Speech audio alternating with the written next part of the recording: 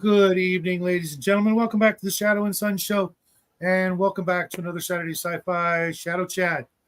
Before we start, I'm going to say goodbye to my oldest friend who passed away last Sunday at the ripe old age of 62 years old. You'll be missed, brother. I'll pour one out for you later.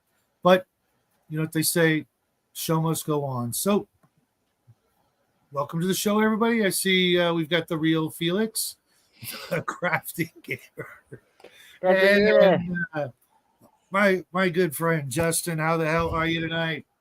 Pretty good, pretty good. Do you want me to send TCG the link? Sure. Hey, now that I can see you, you look 10 years younger, man. Yeah, I don't I know. don't feel it in the cheeks. I don't know if that's what you were shooting for or if you like it, but I'll just No, the throw heat that was out there. getting to my head. The hair. It's Saturday, so you can stay up late.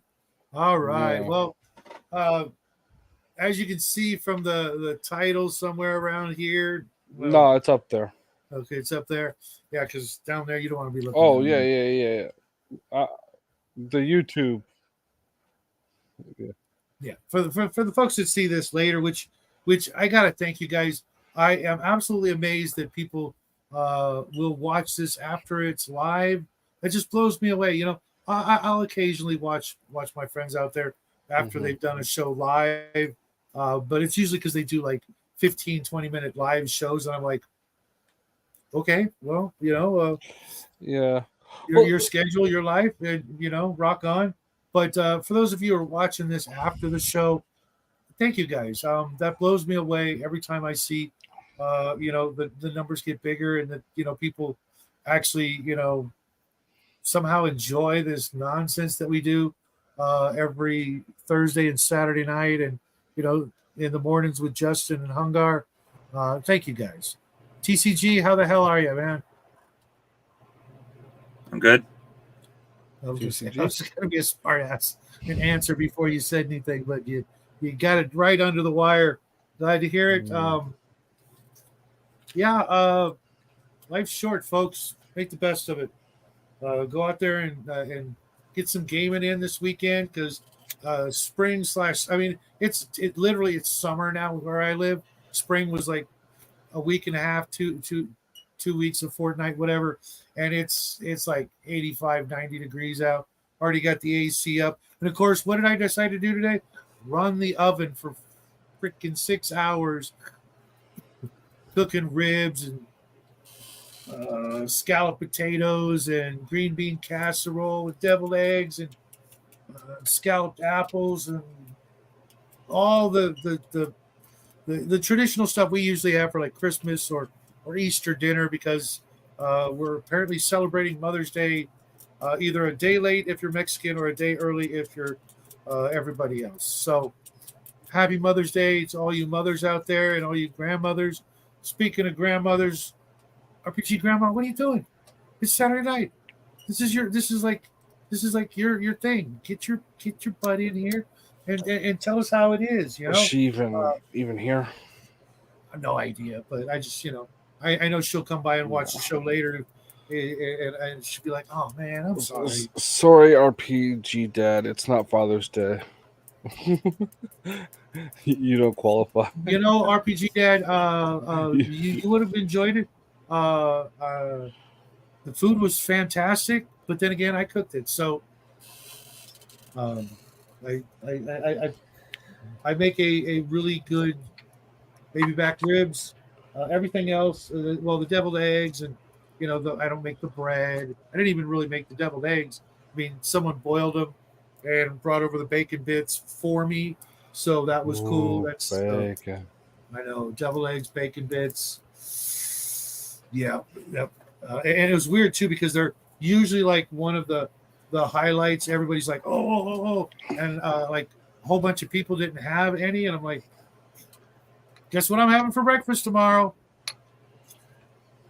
And that's one of the things I love about when I make this spread is because there's always leftovers. But in the morning, boom, take two deviled eggs, pop them together, throw them in your mouth. Breakfast is done. It might as well be one of them Jets and dinner pills. Um, Daddy is here. I had a gyro on a pita again. Yeah. Ugh. Still early enough. I have no idea what's for dinner. And best of all, after dinner, I went and crashed out on the couch for a full hour. Oh my God, that's the best. The carbo coma. That's creepy, Felix. Once again with the creepy stuff. Please stop it. Well, you know what? Speaking of which, Jackie's uncle also brought in the good news. He and his girlfriend had been together for like a long time. I mean, like a really long time. And they're expecting a baby. So Mazel Tov. Hope it's a boy because you always have to have a boy first. I don't care what anybody says, but he's a good sport. He says he'll be happy with whatever.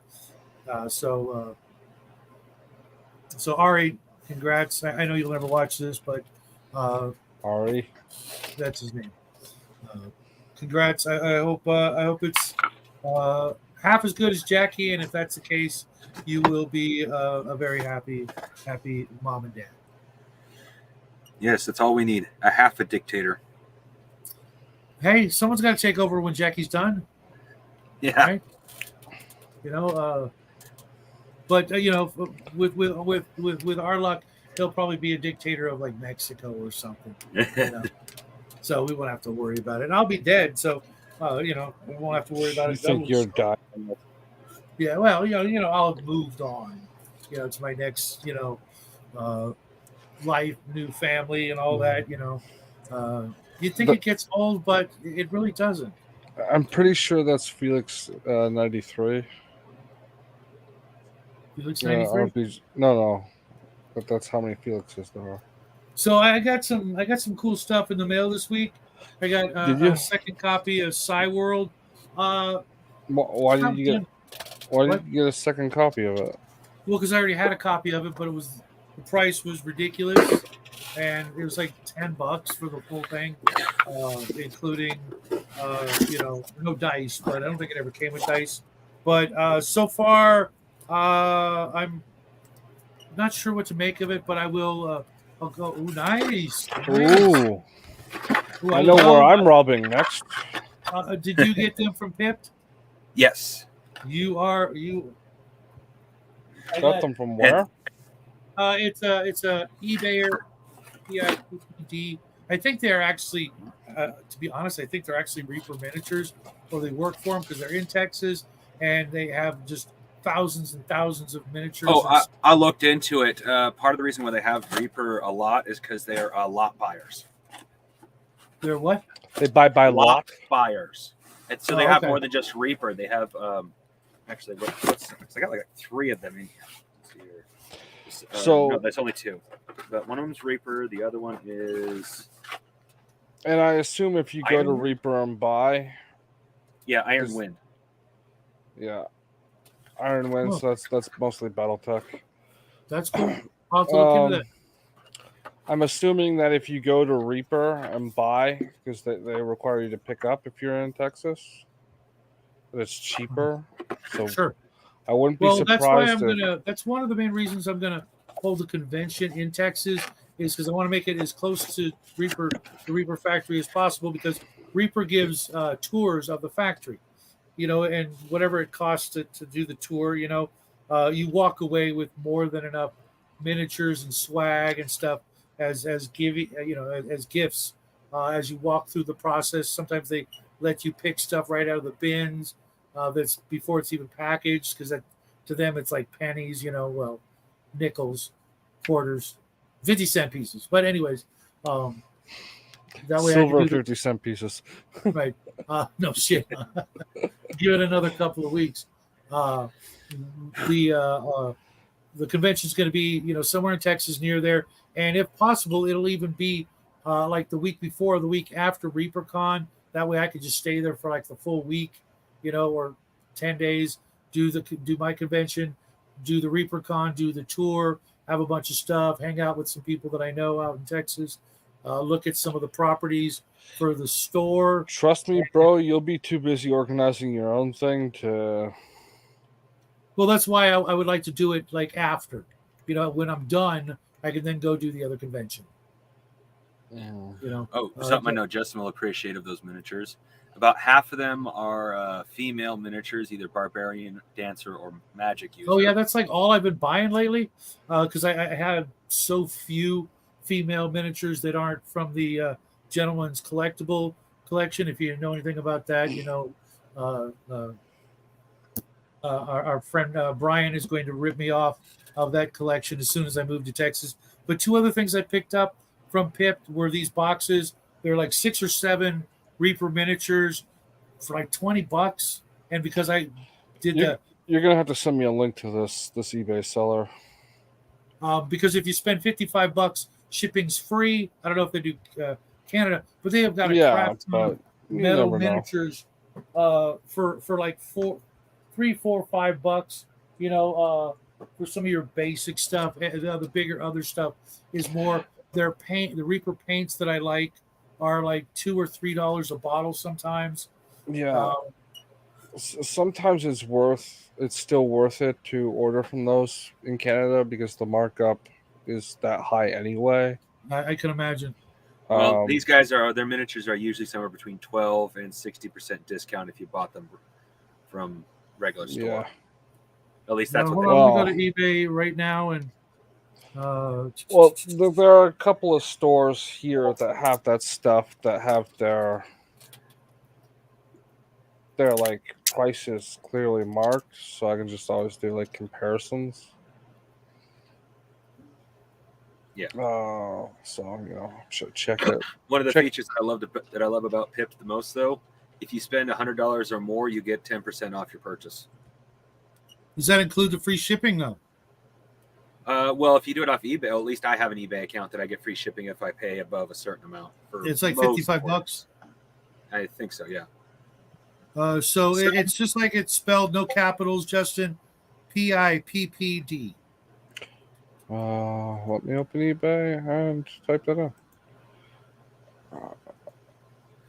Yeah, I ended up buying this batch of miniatures. I probably just wasn't actually right away. PPD. But they had a couple of miniatures I really wanted, and they're saying, "Oh, this is our last one until we may or may not get more." Yeah, I've still got some stuff in my cart waiting for my next trip through their aisles. But like I was saying, these boxes they had like 5 or 6 pirates in them, right? And it's a miniature storage case with plenty of room for other minis. And I've got a lot of Reaper and other metal mini pirates. And I was actually going to buy like 2 of the pirates that were in this last set. I was going to buy them in a blister, and I'm like, hey, wait a minute, they're in this other box set with some other stuff, and these cases, they're probably only going to hold like 10 or 15 minis. Now, the question is, when you order multiple things at once, do they combine shipping?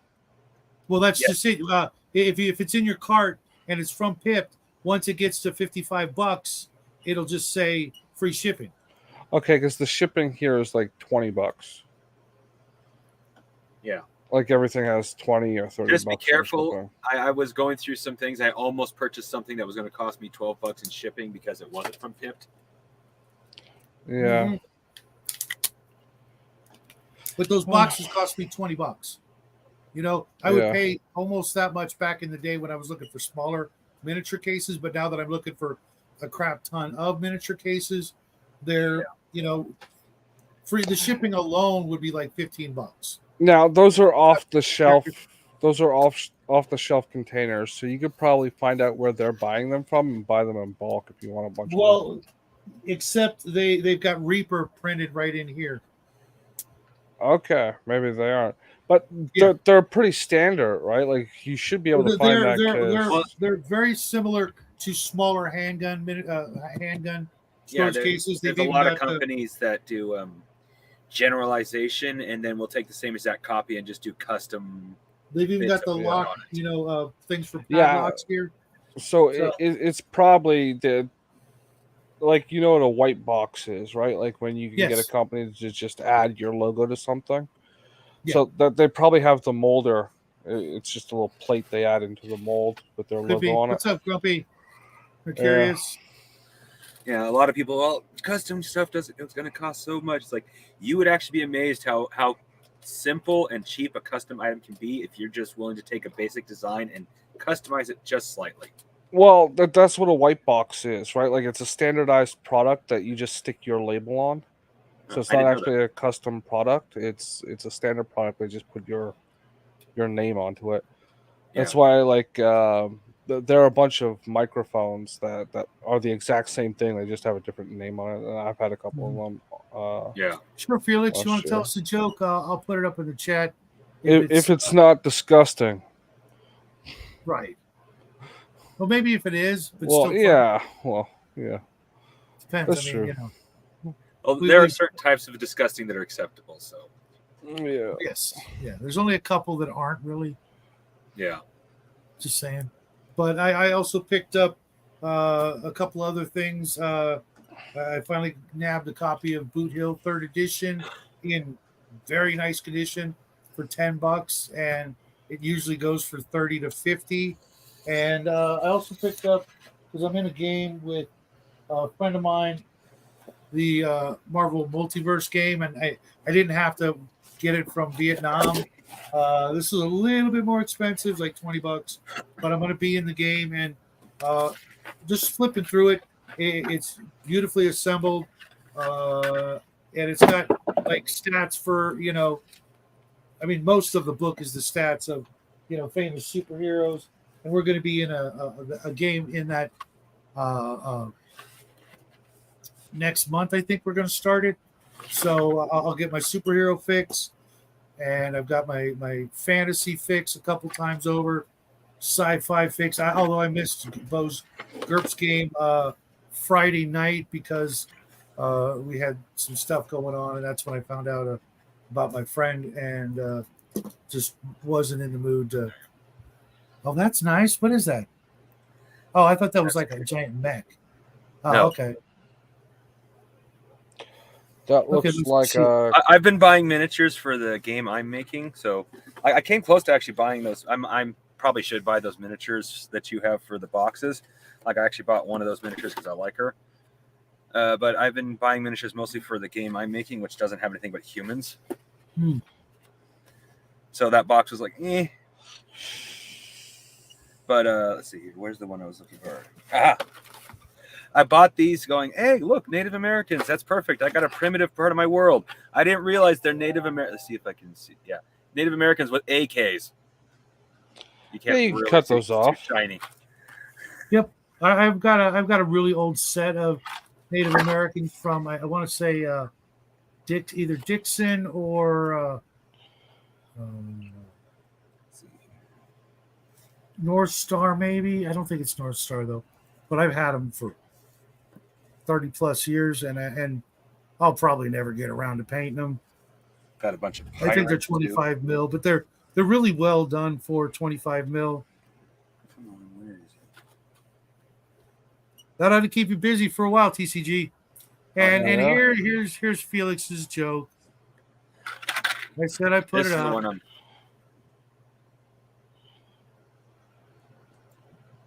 You can't read it. You're gonna have to read it out for us. TCG. Oh, sorry. Let's talk about. This is a Tomb Guardian. This is the one I was actually the most excited about. I don't know why, but I just love that he's an Egyptian mummy. I don't know why, but is that a Koppish sword he's wielding? I believe so. It's one of those curved blades. Mm-hmm. Yeah, I watched a video on one of those. Hey, Doc, what's happening, man? I watched a video. I forget who did it. One of the famous guys who does, sword videos, not Skullgrim or the other guy, but another guy. And he damn near sold me on it being one of the best blades out there of all time. Oh, yeah. If I actually did not research, but I did watch a lot of that kind of stuff. It is an almost perfect balance between a katana and a European blade. In the fact that it can I like a lot of the maneuvers you can do with it. You know, a katana can be used to pierce. One at a time. Sorry, I'll let you finish, Shadow. Go for it, TCG. Okay. One of the things that they talked about in the episode that I seen about the blade was that a katana could be used to pierce. Like you could use a thrust attack, but it's not really designed for that, and it's not very good for it. This blade is perfectly aligned with its handle and does an excellent piercing attack because of it. And because of its also shape, it does excellent slashing damage. It is actually, for its time, one of the most advanced, and even up to a certain age, probably still the most advanced blade. The only thing that made it limited was its metal. If it was made from a higher grade metal, it would have been a blade used throughout the ages. So that's the trick, is getting one in 440 or better. Yeah. And taking it out to the backyard and give it a couple swings and get some rattan mats and that sort of thing and see how it performs. So they make a rat person model for Brian. Do I dare pull it up? Sure. As long as it's not nude, we don't need to see a naked rat. Well, then in that case, this is just it. Well, I said it was for Brian. Is it art or is it? It's a model. Well, my first thought is rat with big old titties. Coming from Justin. I said it was for Brian. Yes, but that could mean anything coming from you. Stands titties and more caucus. That could be it's for his character. It's for a prank. It's for because I think he'll like it. Just because you said for Brian means it could be anything. It's for Brian. Okay, it's actually pretty tasteful. That looks pretty cool. I shouldn't say tasteful. I have nude models everywhere, so. I don't know. So I have no right to say something like that, but still, it's all right. It's really cool. I like it. Once you get some paint on there, there's enough definition. Oh yeah. I don't know. That shouldn't get you booted off of anything. Yeah. Fingers crossed. No. Fingers crossed. I warned you, Shadow. I warned you. I said for Brian. If you didn't understand what that meant. No. Don't worry about it. Felix, take all the time you need. We'll be here for a while. Go out and get some fresh air and some sunshine while you still can. And we'll see you around. Why do you need to say weird? Yeah, I mean, at least he's leaving. Hey Dean, I just don't want to know what he's gonna fucking do while he's away. I'm sure he'll just let out some steam. Yeah, that's what I'm afraid of. So Dean asks us, so how's the mutants doing? I'm glad you. We always do this sort of crap. We eventually get to the topic, and then we eventually forget about the topic. Best not to dwell. I'm pretty sure the picture I just pulled up was a mutant. Yeah, I definitely would consider that. So, hey Doc, hey Grumpy, you want the link? You're Dean, you want the link? You guys, I can just put it in here, and you guys want to pop in and join the conversation as we talk about mutants in space. Felix, don't touch that link. I swear to God, I will smack you with the ruler. He'll probably like that. It's a metal ruler. He'll probably still like it. Almost 4 a.m. Okay, Dean. And don't worry, I haven't forgot. I'm going to do the God Wars thing. One of these days. Yeah. I keep getting distracted. Like the other day, I got distracted with Beelzebubba and his video he made. What's up? What's up, Doc? How you doing? Doc? How's the movie biz? He's a very There's a doctor here. I should leave real quick. I got medical problems. Don't need him telling me. I want to boost your volume, Doc. Yeah, my mic's always shitty. Let me see what I. You're in the movie biz? Yeah, you muted them. Yeah, I know. What the hell? It's supposed to edit my. No, I can't. Audio. No, I can't. I'm turned all the way up. Yeah, you're Okay, good that's now. cool. There we go. Yeah, that's better. All right. No, it's just it's because he looks so much like Spielberg that everybody I know gives him that. The generic non-union Hispanic version of Steven Spielberg. Okay. Never really liked Spielberg's work. I'm not a huge fan either. He's technically brilliant, but like has nothing to say. He's just, I mean, he's fine for like goofy movies. Like Indiana Jones is great for what it is, but whenever it gets all serious, Not at all. it falls apart for me. Oh, yeah. No, Jaws I and haven't Duel, seen- great movies for what they are. I haven't seen Indiana Jones since I was a little kid, so I still have the childhood nostalgia about the movie. I don't think I'm gonna let that change either. Yeah, you know I'm going to watch the newer ones then. yeah. That's my biggest problem with you guys is, back when movies were first coming out and stuff, I was doing other things, sitting in front of the TV with the family or going to the theater. I did some of it, but just not as much as some of you weirdos seem to have just been like living at the theater. I don't know if you had a room up above or. I saw 3 movies in the theater a week. I saw a grand total of 2 regularly. 2 movies a night, and then the rest of the day I spent out in the woods. Literally. Well, yeah, because I got hair, Dean. I used to have hair longer than yours. We used to go to the theater once a month maybe, and the drive-in, the whole family would go in when there was something good. I saw, I could probably count on 2 hands the movies we saw at the drive-in, but they're all some of the classics: Alien, Close Encounters, Jaws, Star Wars, Murder by Death. Great movie. Let me rephrase one part of what I said. I made it sound like I went to the theater. I've only been to the theater once in my life, and that was to watch the Simpsons movie.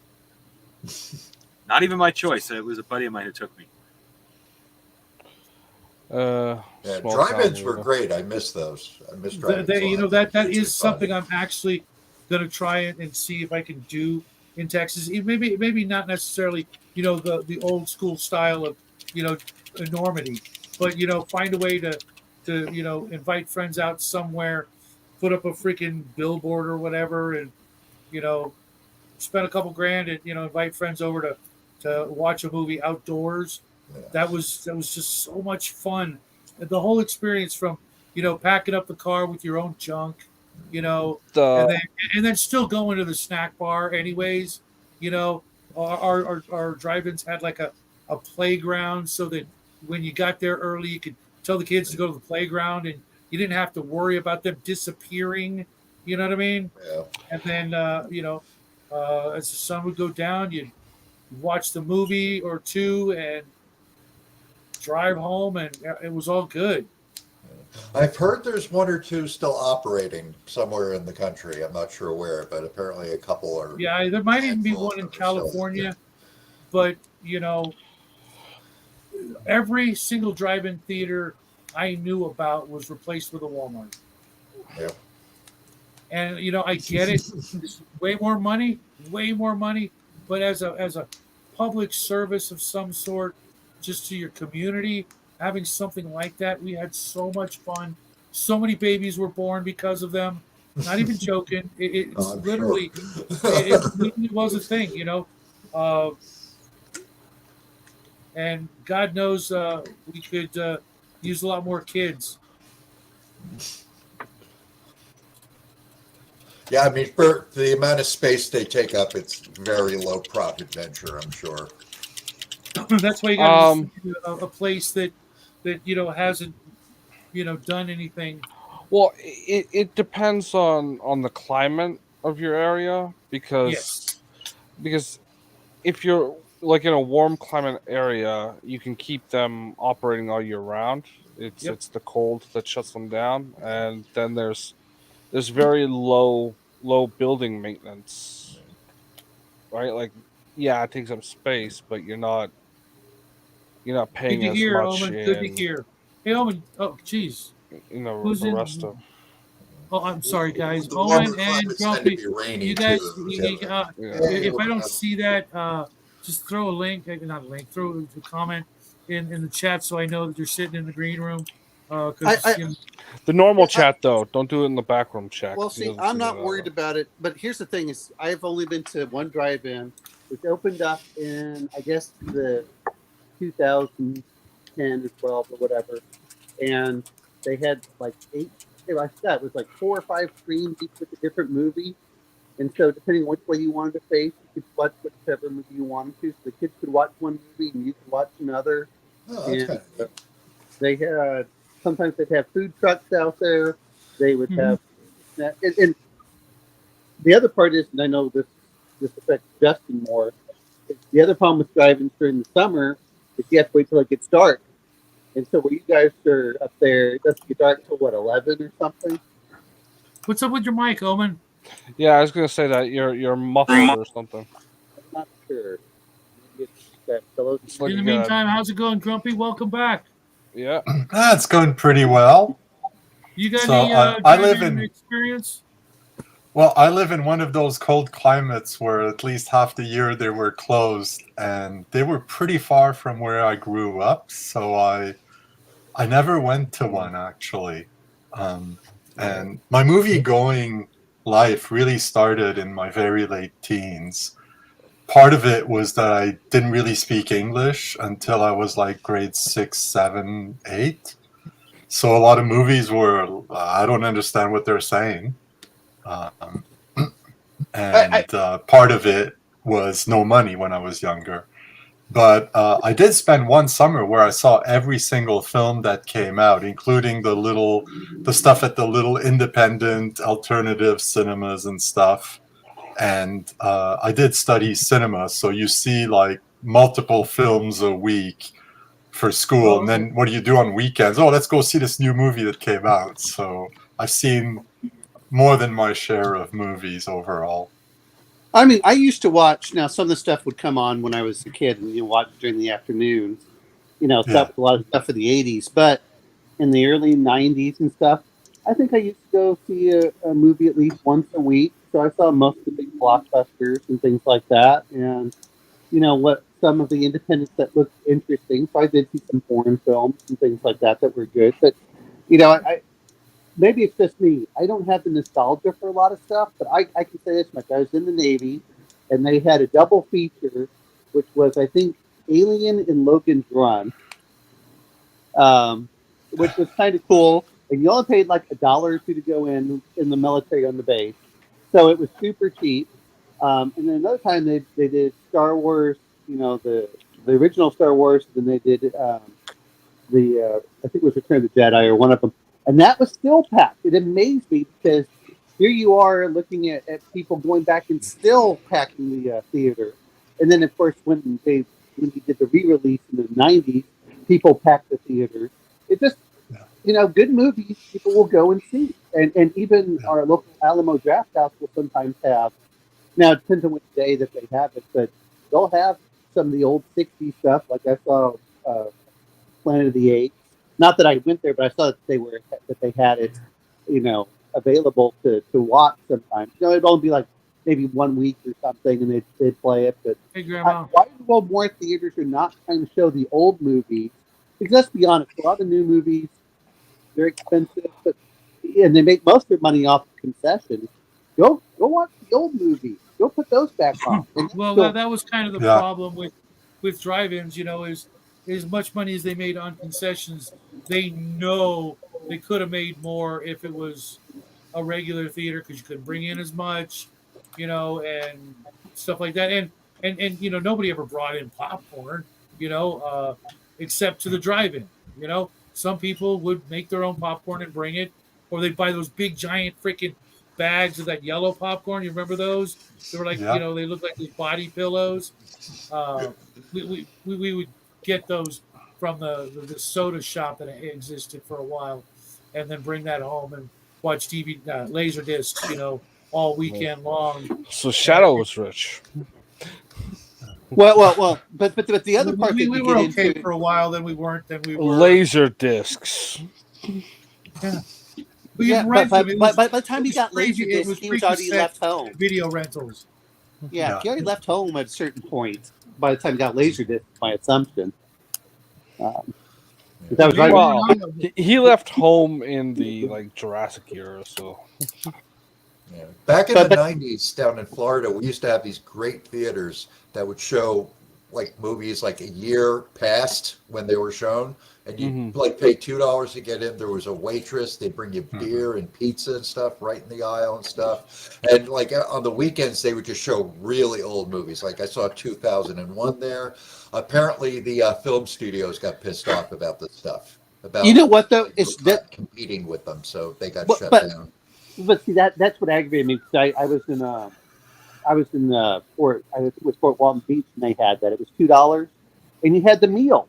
It was like, oh, okay, and the meal was a little bit more expensive. Same thing as Nashville Alamo Draft House. Yeah, it's a bit more expensive, but I'd rather have a real meal than all the junk food they give you. You know what? Well, that's why you went out to dinner and a movie. You had a real No. That's you don't go to a dinner and a movie. You have dinner with the movie. That's much superior, because then you're not wasting extra hours trying to get food. Well, it depends. You're supposed to be not wasting. Are you on hours, a date or are you not on a date? Yeah. You know what? Movies are the worst date you can go on. No. You go do something fun. You got to do the movie first. That way you have something to talk about. It's a good icebreaker. No. You know what's a great icebreaker? Trampoline park, laser tag, miniature golf. Those are good days. Yes. Yeah, good. They told you to shut up for a reason. No. It was just putting the emphasis. If you're going to go on a date, it fits your audio though. Yeah, but no, I mean the whole point of it is, if you're going to go on a date, do something fun. Because man, I had one lady went to a trampoline park, and she said, "Wow, that was the most original date ever." And all I could think was, we went there because I wanted to go to a trampoline park. I didn't care. You use the date as an excuse to do stuff you want, and if it goes well, that's great. The other one, I like canoeing, because she's a pain in the ass. You flip the canoe over and you get her wet. I'm like, hey, get out. And then the other part is if you put it back up on the dock and leave, I'll go back out and have some fun by myself. That's why I look at it. I don't care. If you get stood up, don't care. Playing air hockey, playing golf, I'm gonna have fun regardless. Yeah. Well. So speaking of people going to movies for a date, there was one summer I used to work evenings from Wednesday through Sunday. So the only 2 nights I had to go out with friends was Monday and Tuesday. And I could never get anyone to want to go out on Monday night, but they'd be willing to go on Tuesday night to go see movies. And on Monday, I'd go see the movies I knew no one else wanted to see. And it got to the point where I would walk up to the concession stand and I didn't have to say a word. My drink and my snack were waiting for me on the counter. And one day I walked into this one movie. It wasn't very good. I don't even remember what movie it was. But there were 3 people in the theater. It's Monday, so it's dead. And it's me and this couple. They're seated a few aisles away from me. And then I actually heard them before the movie starts. Did you see this guy? He's on his own. Isn't that weird? I can't hear you guys at all. Actually, you know what though? I found out that Tuesdays are supposed to be the worst movie days, which is why they give you the really cut rates if you go on a Tuesday for movies. Yeah. The other part is I always used to go to the matinees. So when I used to work the night shift, I would get off, and the first showing would be 9 o'clock, and it was too early for the kids that had stayed up late, but it was during the time that other people worked. So I would go in there and it's like, oh, this is great. So people would get mad, oh, I'd love to see this film. And I come in at work at 4 p.m. and go, yeah, I already saw that movie. And they're like, what? Well, I'll tell you, the reason why the movie date's important for me And the reason why I say you do the movie first and then dinner is that way the woman can keep a fucking conversation. You know what though? I already know that before. You don't go a movie date is a movie date's when you actually in a relationship. Otherwise, God, don't even go do something fun. She'll have more fun. Yeah. You'll have more fun. It's a good excuse to do something you want to do. And the other part is you can go on a date as a man. Do what you want to do. If the date's a dud, at least you went and did something fun for yourself. Well, it's a tactic that's always worked for me. So. Yeah, I like the idea.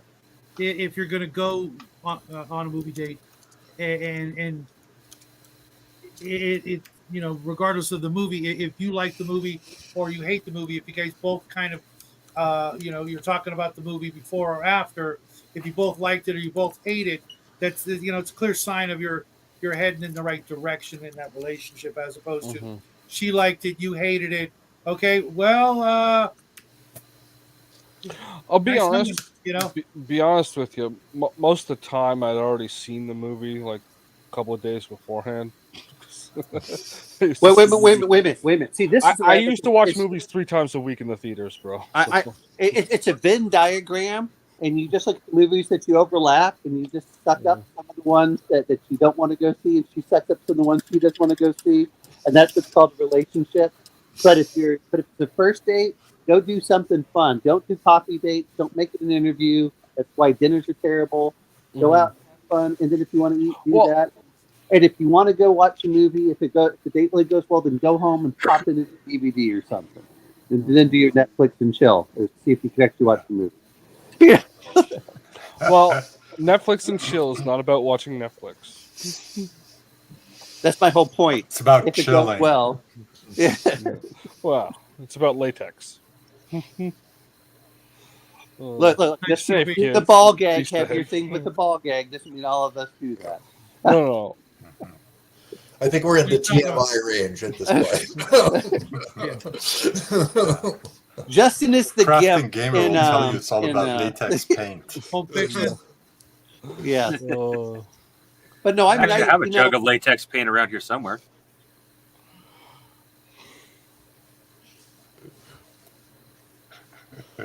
We're gonna let that slide. That one Shut everyone up! Like, oh god, we're still waiting to get to the mutant part.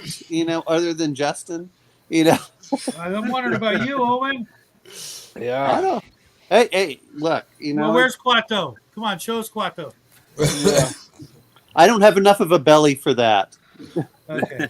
Lies. I'm back down to 195, so that's not bad. Quato's holding your ball gag, huh? I'm sorry. This again comes down to Shadow should not do certain things on screen. Equivalent of Quato. Yeah, you're probably right, but Quato is disgusting. I'm a slow learner. Let's just put it that way. Really slow learner. When I tell you a model is for Brian, don't bring it up. I show it. Anyway, actually, go ahead and talk about mutants. Which type of mutants are we talking about? Well, before we get to the mutants and mutations, you're looking at them. We got to talk about since we're talking about a gamma world or a post-apocalyptic galactic-wide scenario. Got to ask, how do you destroy your galaxy? What is the catastrophe that sets it all in motion? Justin, how would you destroy your galaxy?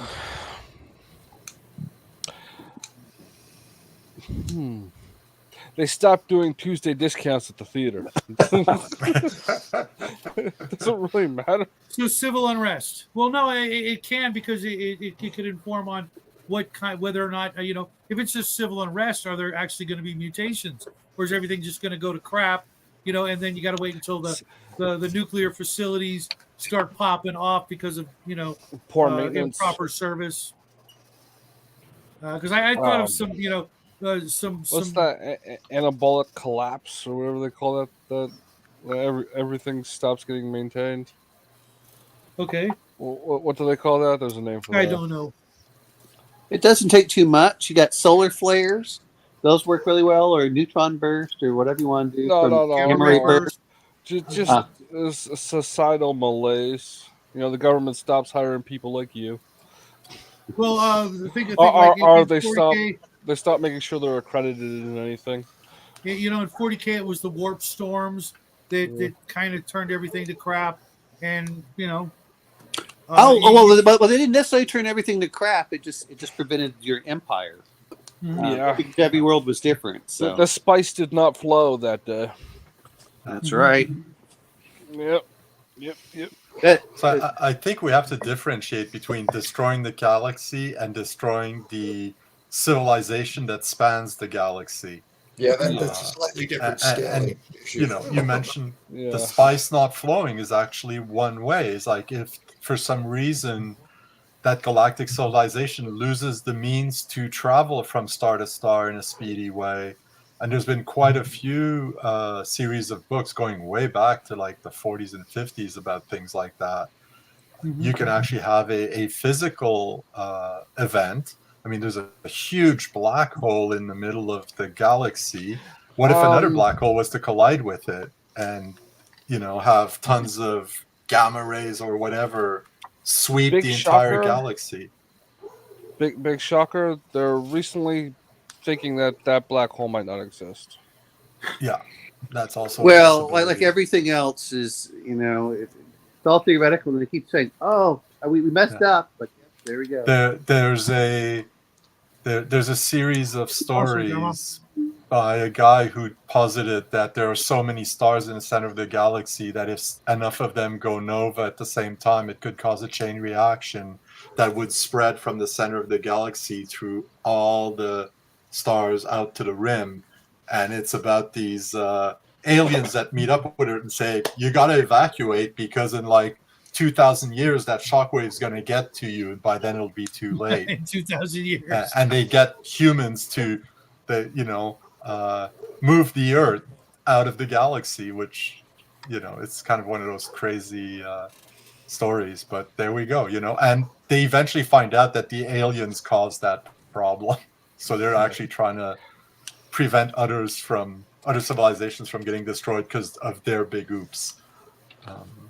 Disease is another one. There was one series of books where people have instant teleportation from one star system to another, and this really bad disease starts spreading. So everybody shuts down their teleporter because they don't want to get the disease coming their way, and no one wants to reopen it.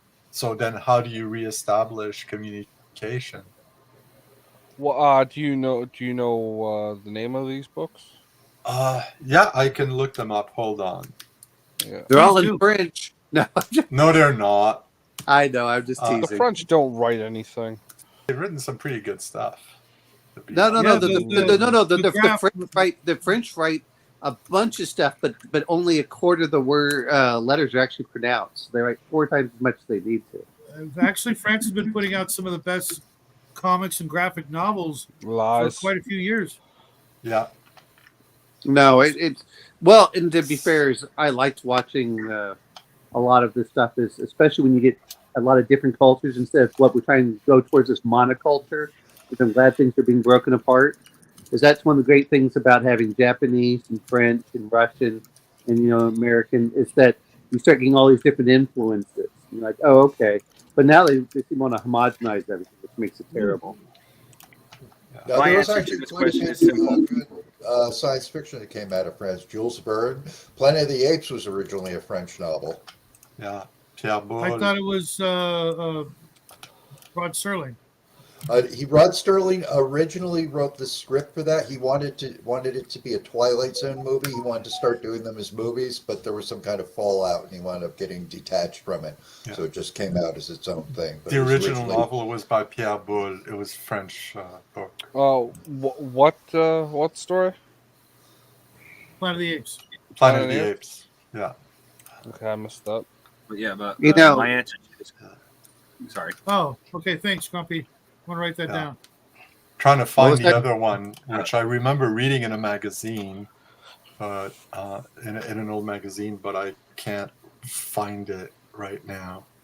Sorry. What was that, Crafting Gamer? You were going to say something? Oh, I was saying my answer to Shadow's question of how would I destroy the galaxy or galaxy civilization. I can't remember the name of the book. I actually really want to read it, so I got to look up at some point.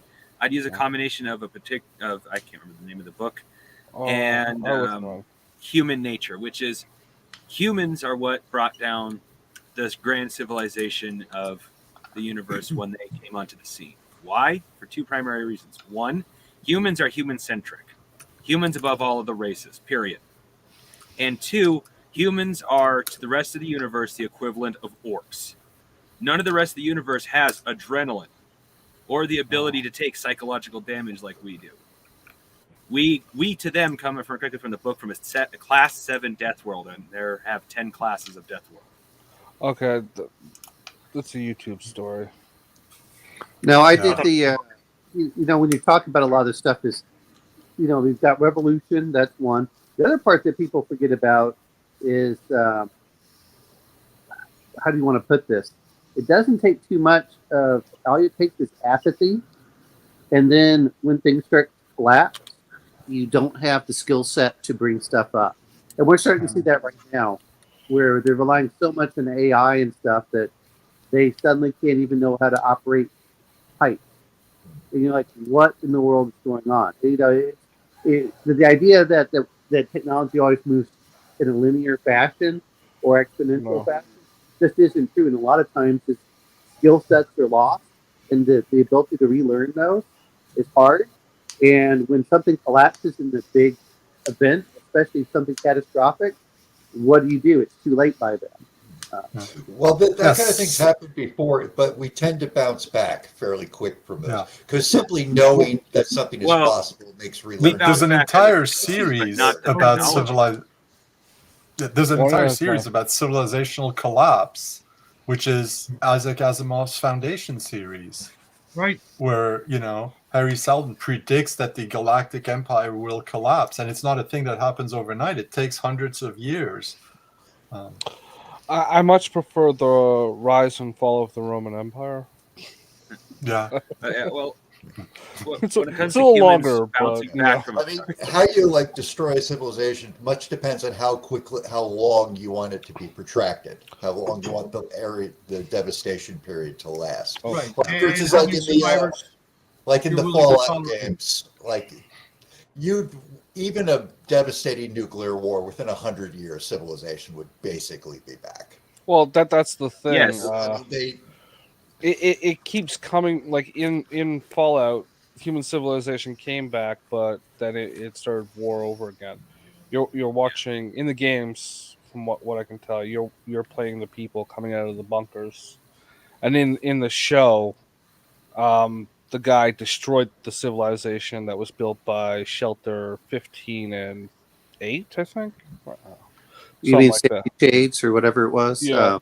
I just finished watching that, but I was thinking on a galactic scale, all it takes is, and this is what people forget about, if you have one civilization that has a monopoly on the technology or the production or whatever is in there, all it takes is either you're missing the critical know-how, or you're missing the critical elements or whatever to power it, or the tech, or the whatever you want to say, skill sets, materials, whatever's in there.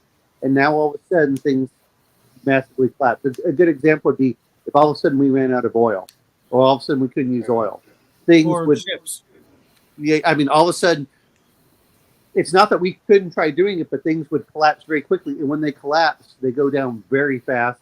And then the question isn't that can civilization bounce back? It's how fast are the people dying off along with that know-how? Because if you lose all that know-how, then what? And people forget we do lose technologies. If you look at what's just going on in the Ukrainian war, where they said they had to bring back 70-year-old engineers to build Stinger missiles. I said, that's ridiculous. It's not that they don't have the technology, but all the little skill sets. Everything that's the problem we have with manufacturing. And that's the problem, like with the corporate structure of layoffs for justifying bonus structure in the stock, the requirement to maintain profit every year. No. They do those layoffs, and they cut like broad strokes of employees, which usually have institutional knowledge, and you need those people to teach the next employee. And if you fire them, the new people coming in have no one to learn from except for a manual. That manuals never tell everything, right? Well, it's not just that. If you look at what happened in many cases, is those people retired, and then they moved everything overseas, and then they don't have the technology, they don't have the know-how locally to recreate that, and that's what happens. Like they're talking about with the plastics industry in the United States. Even if they wanted to bring back some of these technologies back to the United States for factories, they have to train those people up, and it takes 5 to 10 years. And some studies have shown you need at least 2 million people to maintain the level of technology you have here today. That's just to maintain. It's not even to develop or grow. On a side note, talking about plastics, if you want to become a quick billionaire, develop a durable pink plastic dye, because the reason why pink plastic is so expensive is that it is got a very narrow melting temperature compared to most other colors. It's the most expensive color to make plastic on. Yeah. Another thing they leave out a lot with text, any kind of high technology needs a massive infrastructure to support it. Like this is what like in Firefly, that's probably how you would colonize planets, with animals. Mm-hmm. Because you want a tractor, well, you need to be able to make every single part of that tractor. You need oil wells, you need refineries, you need highways. You need a massive infrastructure already in place before you start using any. Where an ox is self-replicating and self-repairing for most cases. Well, yeah, in 9 months you've got another ox. A year in 6 months you've got a maybe even a couple, and they're fully functional versus all the other crap. The only problem is going to be before you can bring the ox, you got to make sure there's stuff the ox can eat. Well, their grain is not. Yeah, but you send out an advanced, like fast-growing weed or something that the ox can eat. Well, you see, or something like that. You see, what we do in that is, because getting back to the whole mutant part of this, there is a game. What the hell is it called? Traveler 2300. No, it's a video game. Outer Worlds. They literally have a mutated pig called the Cysty pig. It produces cysts that are edible, and they fall off the pig like apples. And the pig can sustain itself off of literally just about any edible material. Yeah, most pigs can. That sounds fucking nasty. Excuse my friend. Yes, of course it is. Damn. Of course it is. But if you're starving, you don't care. But this is the part where, like with 2300, which is the further you get away, your technology drops off very quickly from there. Well, and then it comes back later, right? Like so. No. In Traveler 2300, you have certain mutations, and the mutations on the core world are looked down upon. But you need those mutations if you're going to be living out like King and a few of the others out there. But of course, it takes a long time to travel to certain areas. So you also have the length of time. Like I've heard years ago, the general rule of thumb is for an empire is it's the communication of 14 days. Anything more than 14 days makes it very hard to maintain an empire, and that's about the limit.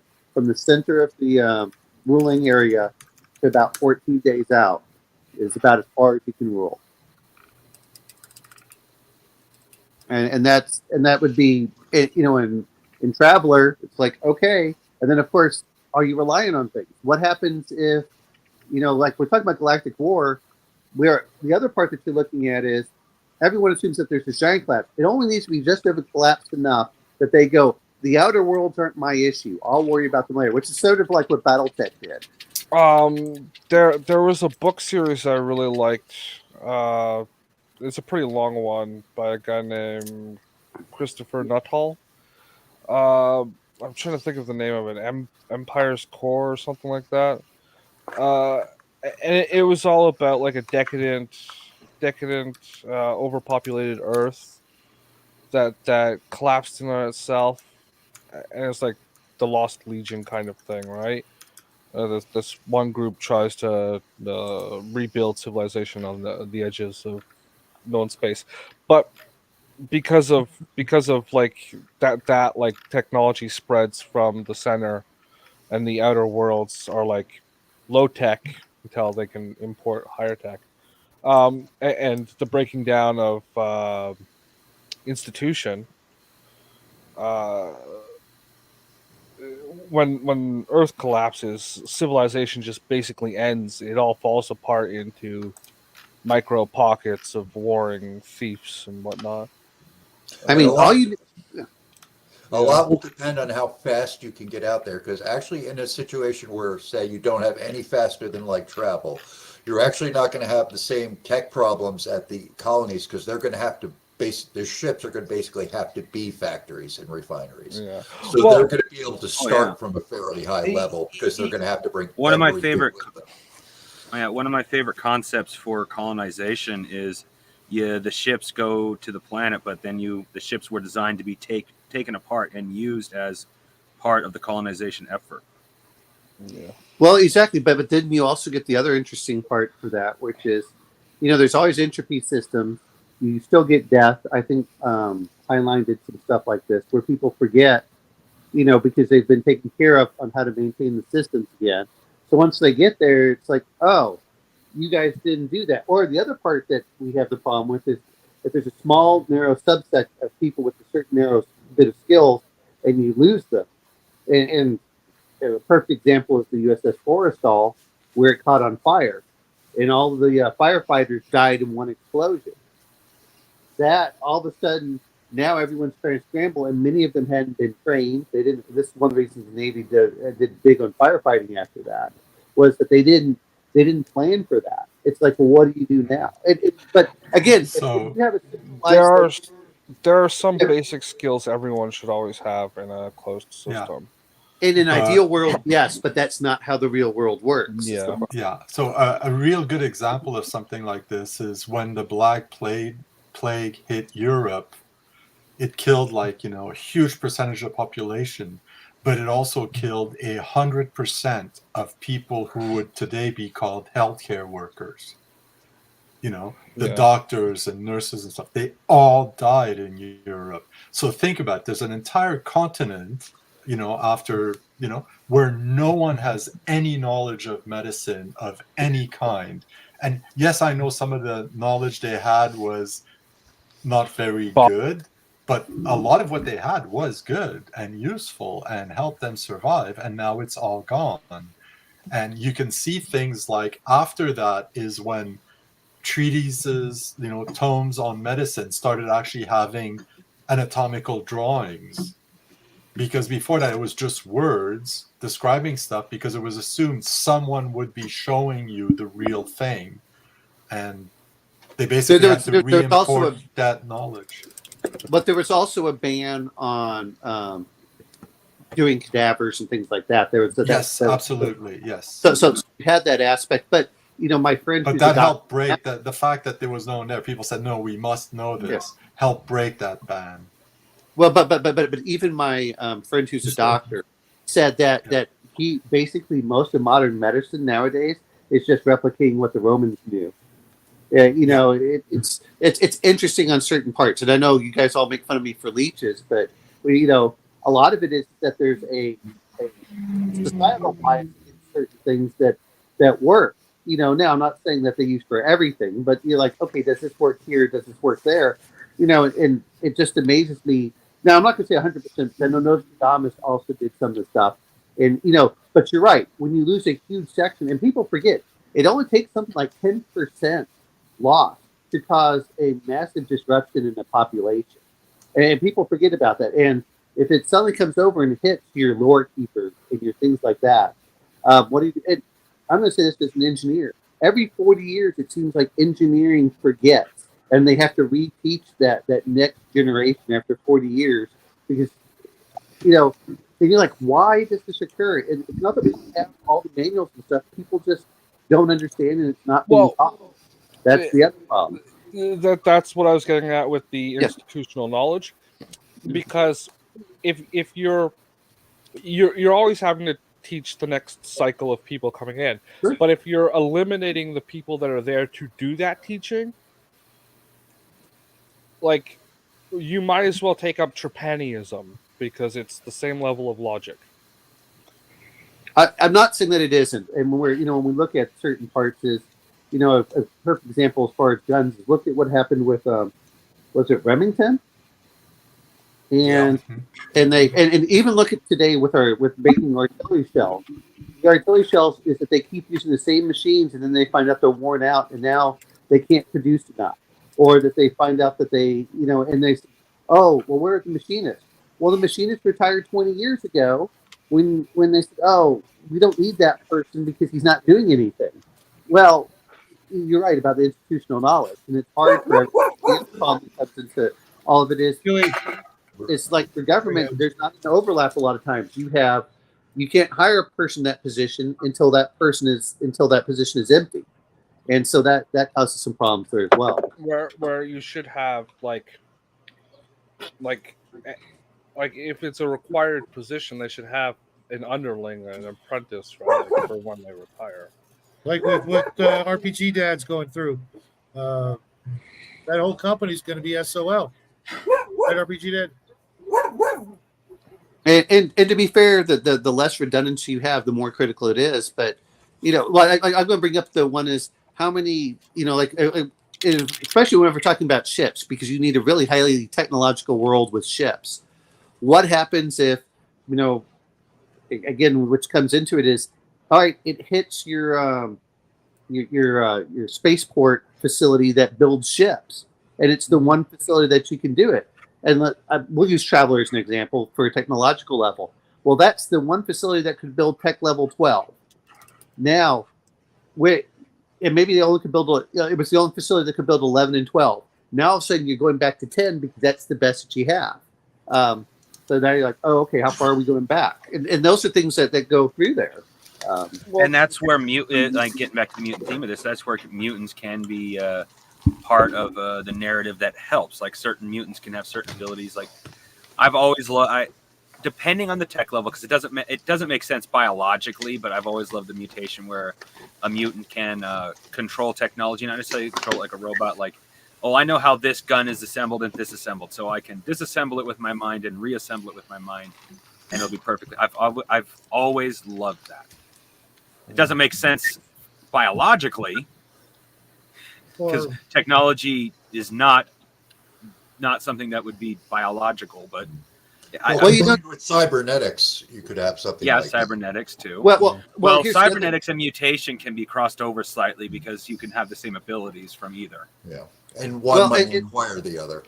And then the other part is when you start looking, so you're saying just disassemble it with your mind, but if you look at people like Tesla, or I've seen some people where they literally can build everything in their mind, and then what they're trying to do is they're trying to figure out how to convert what's in their head into a physical space by machining and everything else. And so it takes them, people also forget the other part, which is you can be the most brilliant mind in the world, but if you don't have, like Grumpy was talking about, if you don't have that infrastructure, you can't go forward in your technology. Da Vinci was a perfect example. Look at the things he drew that, eventually people made them, but during this time it was impossible.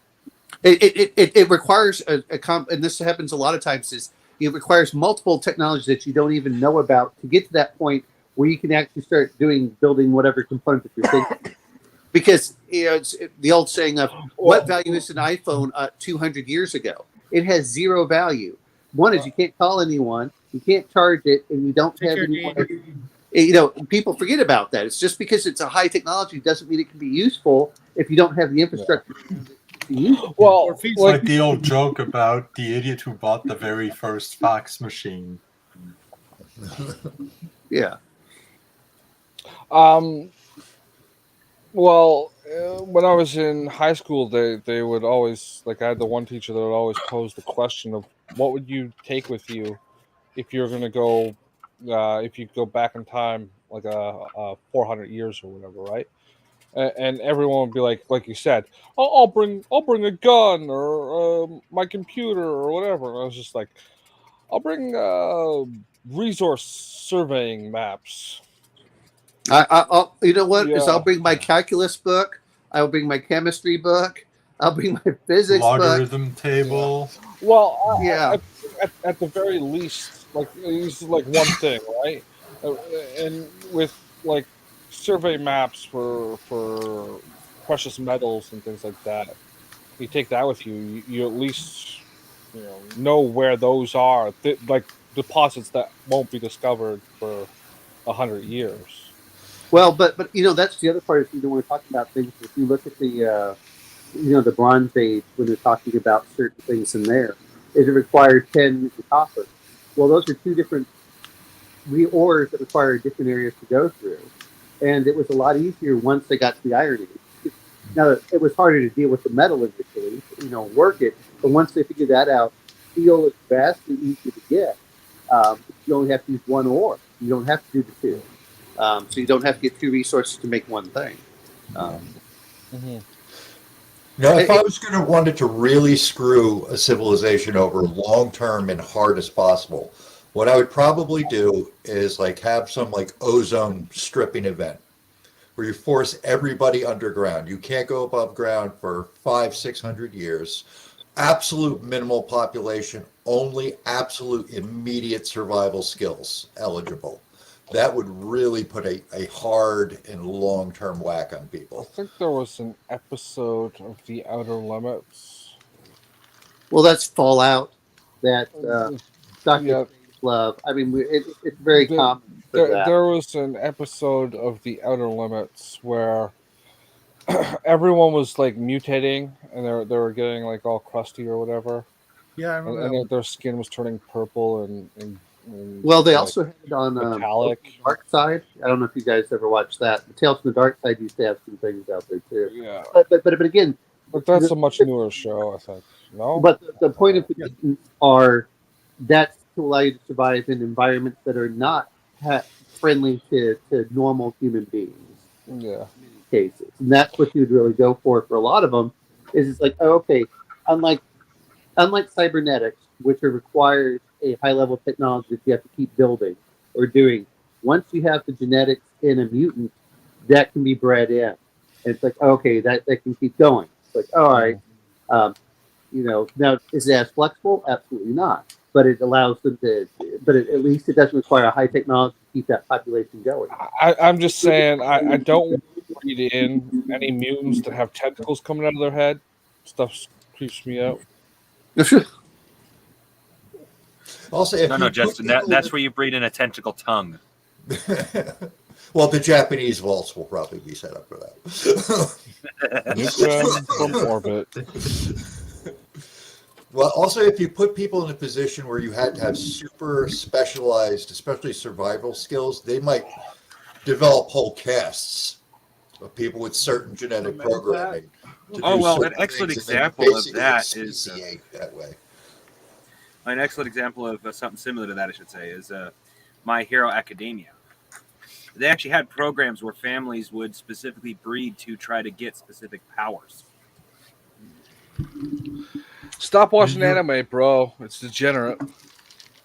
You were talking about castes and different genetic drifts. The caste system in India is so old.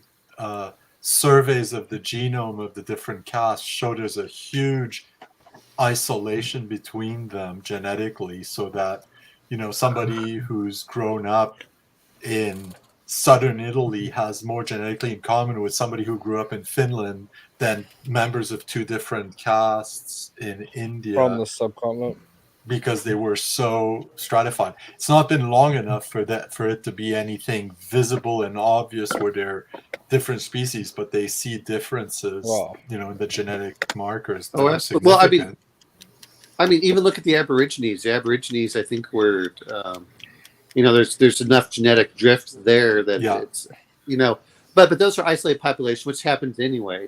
But when we're talking about mutants for games, we usually want special powers for our mutants. Not that hey, Or guess what? fruits. Guess what? You have light skin because you are in a northern climate, and you have darker skin because you're in a very sunny climate.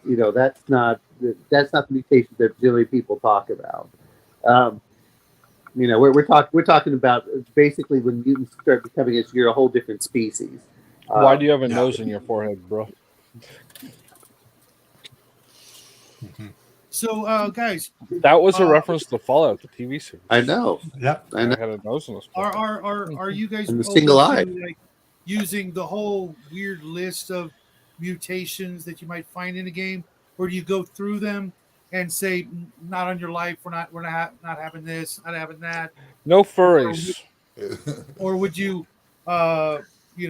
curtail some of the more powerful stuff and leave the more powerful stuff for your NPCs and your bad guys?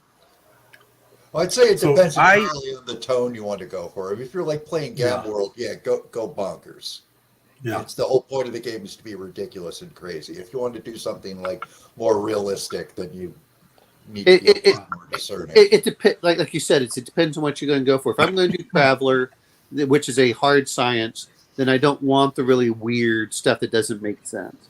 If you're going to be playing in, Mutant Crawl Classic, they don't have Gamer World. I'm going to use that as a reference. Then absolutely I want it crazy because that's part of the fun of the game. But of course, Grumpy knows a lot more about this because he's running Gamer World currently. Lucky bastard.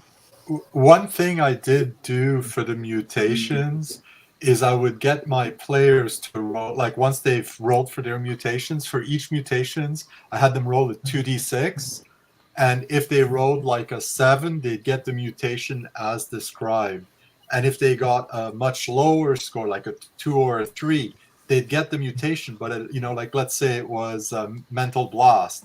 Well, instead of doing, I forget what it is, 46 damage, if you roll a 2 or 3, you know what? You've got a weak Mental Blast. It'll only do 1d6 damage. Or if you roll an 11 or 12, you've got an extra strong one and you do more damage. And that way, not everyone's mutation is exactly the same. So 2 characters that have the same mutation, one might be much stronger than the other. And it's just a way to make it a bit more interesting and less predictable.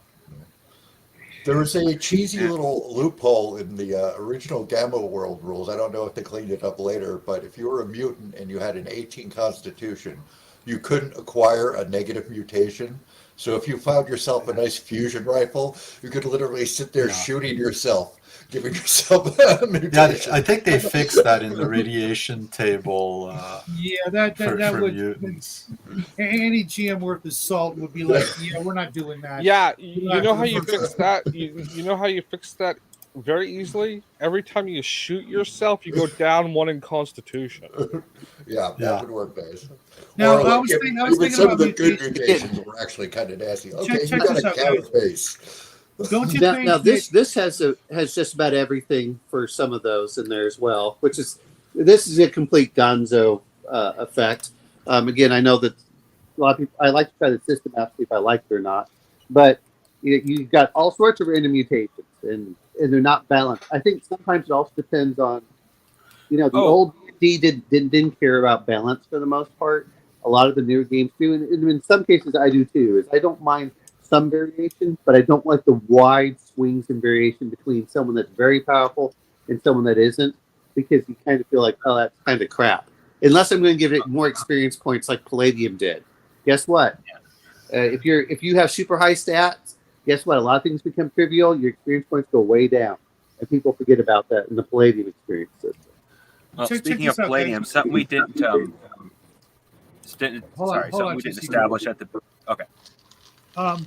Wouldn't you find that like pockets of civilization would tend to have the same mutation, where maybe this whole village, they're all green with antennas, but then over here, for whatever reason, they might all have wings and a third eye.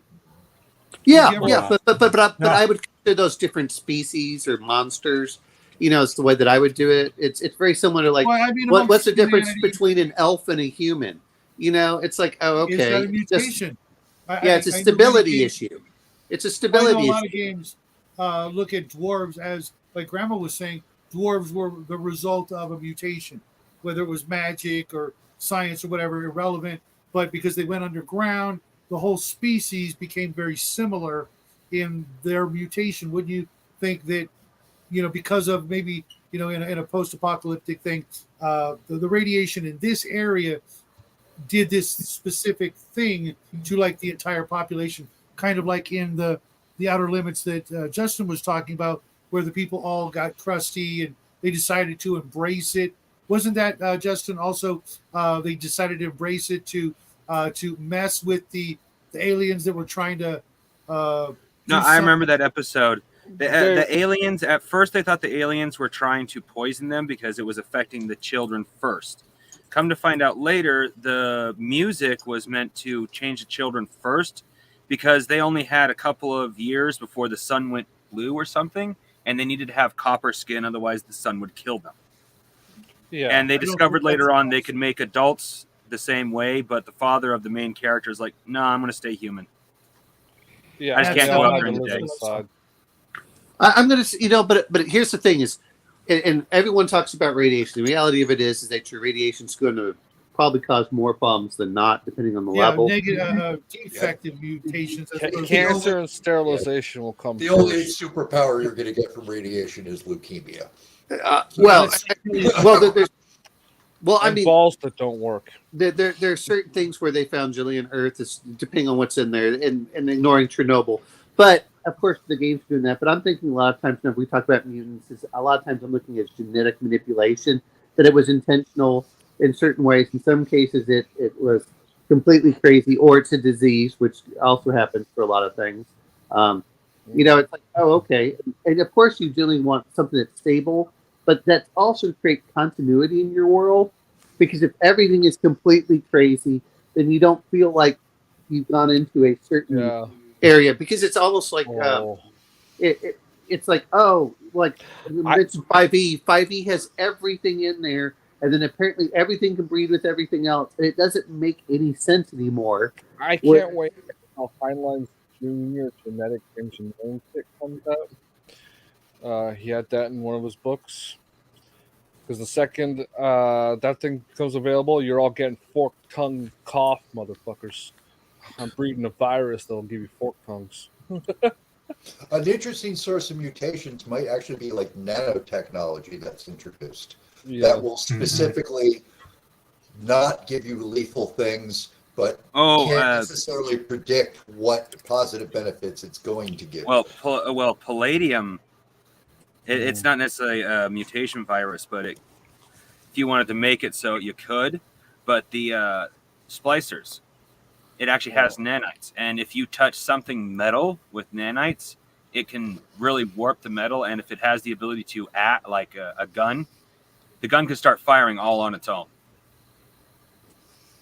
And it even has the ability to warp and point itself at you and fire. I'm gonna bring up one other one that we're talking about for mutation, which is a little bit worse, is if you look at the stuff in Alien with the black goo. So that was a bioweapon. Yeah, but then the question really starts. Well, it was both a bioweapon and it was both to start life in certain cases. That's the question that starts coming into it: is what do you get out of these certain things? And do you get certain things that become stable when they interact with a certain species? So all of a sudden, when you're like your squirrel monsters, well, that's only happens with this one. But you get with the other one, and those are always, to me, it's fun to think about. Though that said, it's usually when we talk about mutants, Gamma World, Mutant Frog Classics was just over the top, with plants, and then basically animals, and then human beings. No furries. Unless they're cat girls. Then they're okay. You just want pleasure buddies, that's all. No, it's just a joke. I know. That's why you want pleasure buddies. 30 years would be long. Then you...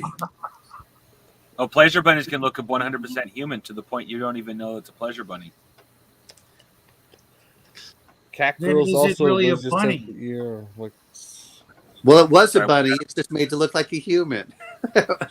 Yes, a very horny geneticist decided to make humanoid bunnies that basically within their description they like sex. Yeah, you don't need bunnies for that. You just need Jenny Craig. Another interesting idea would be like something like a virus that has some That's kind scary. of like collective consciousness among itself within an organism, and it's smart enough to know, okay, our best shot at survival is to make this organism as strong and adaptable as possible. That can be terrifying, Doc. Yeah.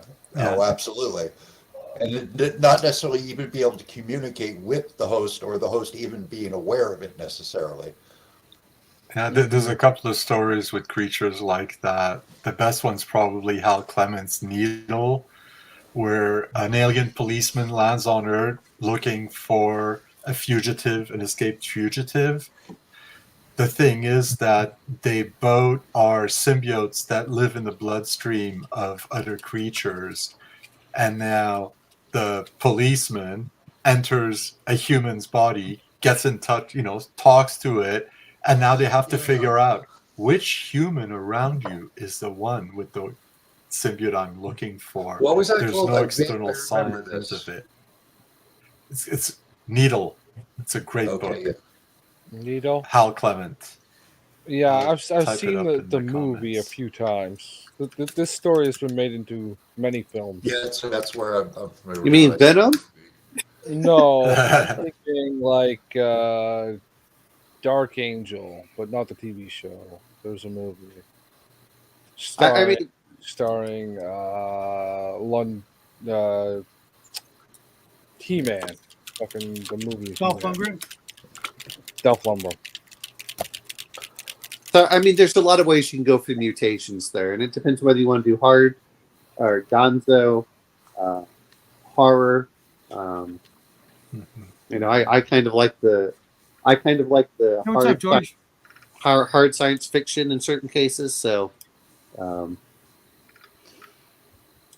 that's just me. I like Traveler and what they did with their mutations, which was they were I more don't subtle. remember mutations in Traveler. 2300 they have them. Good. Look okay. at the new 2300 they've got it. And you're a high the mutation for high gravity, mutation for low gravity, mutation for low oxygen atmospheres. And they have a bunch of different ones, and you can't get more than one generally. It's just like, okay, you're adapt to this, you adapt to that. And then of course you also get the point of social acceptability. Are you socially accepted when you start leaving your home world somewhere else? So that gives you a lot to work with there. All right, guys. My If brother. you were going to get a mutation, Justin, what would it be? What would be an acceptable mutation, or your favorite mutation? Psychic powers. Really? Yeah. Nothing. That crazy. But in his case, it's called. Shut up, Oma now. I'm kind of there with you, Justin. There aren't too many physical mutations I'd be okay with. Just saying. How about you, Crafting? Oh,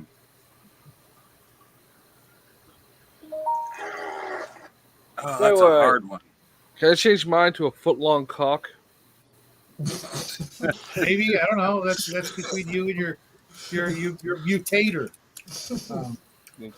Well, the problem is it grows. If I were to really choose, it would be a Captain America mutation.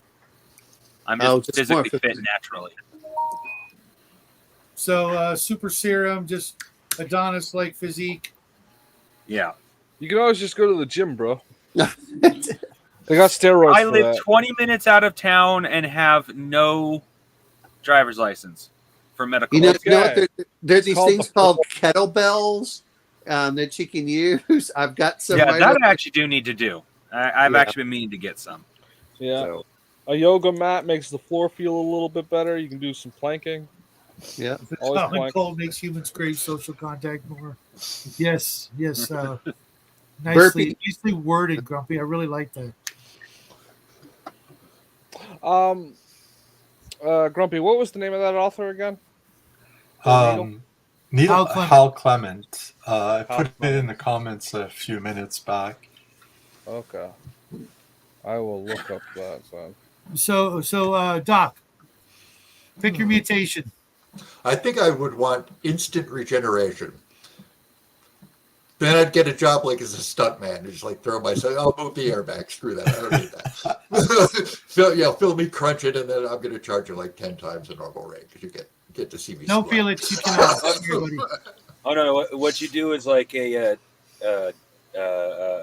what was that Daredevil? Crud. From the '60s, I think. Evil Knievel? Oh yeah. Oh yeah. Oh yeah. I prefer. Just do that. Dave. What was his full name? Super Dave Osborne. Oh, I know yes. you. Oh yeah. Yep, they were both awesome in their own way. Although Evil Knievel was kind of truly evil. Grumpy, pick your mutation. I'm torn between either telekinesis or teleportation. Teleportation is my favorite superpower, but I don't really consider that like a mutation. It's just too fantastical. You know what I mean? Yeah. So but telekinesis, moving stuff with even your powers of your mind. Even that, but only spoons. Mind you, guys know I'm a big psychic, guy in the real world and in games. I have yet to see anybody ever get that, but that would be useful. But teleport is just the ultimate power. I mean, what you could do with that one is just. I apparently still had some black cherry ice cream in my bowl. Well, the great with teleportation is you only have to leave 30 minutes before work, or 30 seconds before work. Yeah. Yep. There, you'd save so much time. But no, it would free up a lot of time. It would make you filthy rich. You could be the ultimate, private courier. Yep. But you're right. I don't like having the superpower so much for that stuff. Because I like more of a hard sci-fi a lot of times for my stuff. So you want the full body carapace with matching horns? Are you talking about Space Marines? No, thanks. But the what would be your mutation, Omen? You know what though? Is I was thinking a couple of them. One is I would just like the mutation where I could, if we're going to use like actual animals, I could like the ones where the ability to either do some shape changing or like chromatophores. What was the second one? Chromatophors. So you can change your Oh, color to wherever you're going. I thought about that one too. It would be the closest to like invisibility, built-in camouflage. Well, it's not just that. It's not just camouflage. But I mean, if you ever look at like what octopi do, where they can actually change shape and how they look, and it actually mirrors their and halibut too. Yeah, I mean that's really cool. Well, certain things I was looking at too, which is, if you're looking at certain areas, which is it'd be awfully nice that if you're going to be in the desert, okay, I'd like my skin to turn super dark. If I'm going to be at really low light areas, then I'd like, okay, we're going to be pasty as Justin there. We're gonna, we just have to go through the whole game. Hey, leave my pastiness alone. I work hard on that. See, I'm the only brave one amongst us, I guess. I would go for an actual physical mutation. Wings. No, I think that's cool. Don't get me wrong, because I love a lot of the physical stuff. I'm like, what would be most useful for me? Well, you want to talk about some physical stuff. It's like, if we're going to go for physical mutation, actual physical, how you look, I kind of like armor. I like having that big carapace that's like you're talking about. Okay, real Felix. See you later. Okay.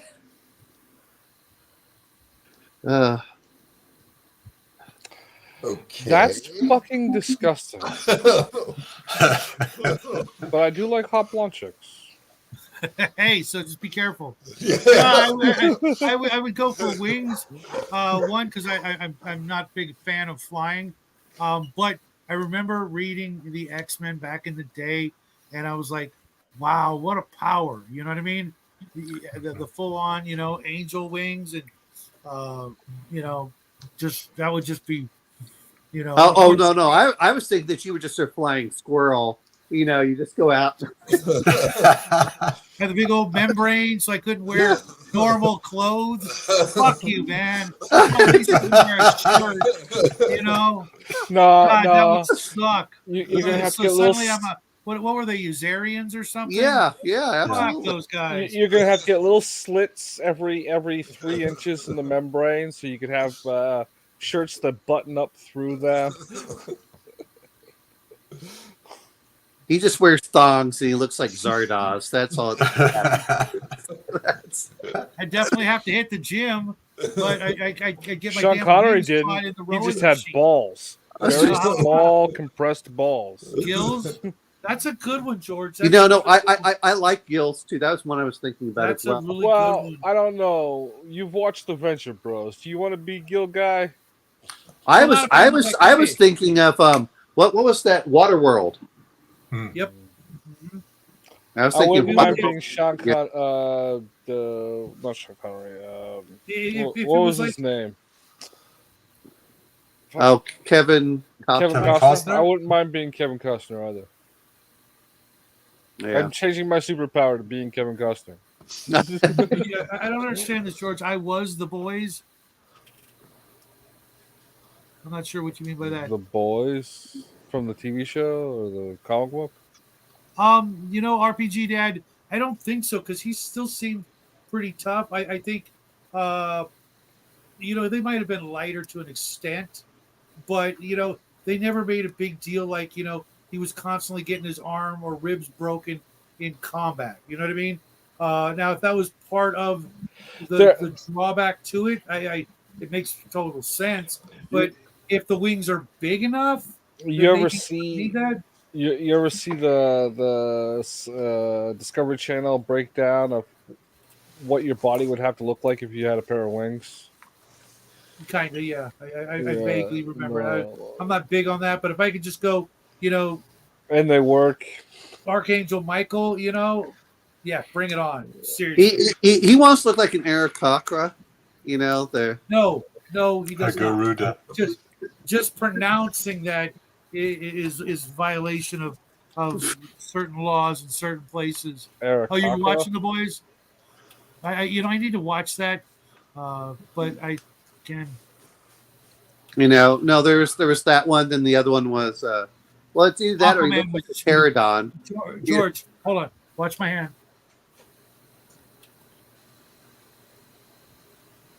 Aqua Dude. Not dude. See, man. Boy. As a kid, I loved Aquaman. The Aquaman cartoons, with the Super Friends or whatever, were like one in a million that you'd actually get to see one of those. It was always Superman or Batman. But when they would do Aquaman, you'd get to see the underwater city of Atlantis and what was his name? Black Manta. Oh, that dude. You That mean is our Clamhead? show. There was an Aquaman show. I remember seeing that as a kid. Yeah. I was really into that. And there Where was they also just the Man rode from around with Atlantis, big seahorses. with Patrick Duffy, where he did that weird. I remember that. Yeah, that did that actually make it to air, or was that just a pilot? No, it was a TV. I'm pretty sure it was a regular TV show. I think it only lasted one season because it probably had to be, hella expensive. But yeah, that would be, seriously, if you were, a bad guy and you had gills, you just head for the ocean every time you commit a crime. Bloosh. I'm gonna just swim to, the Philippines or whatever, and pop up there. The Hey, next thing good you luck, know, What? the next thing you know, they catch you making love to a dolphin.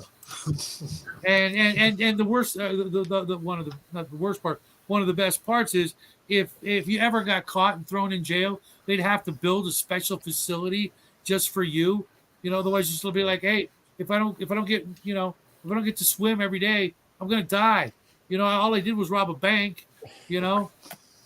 Here's what's going to happen with if he has gills. He's just going to go over to They're just gonna Somalia. autopsy. He's going to be in Somalia.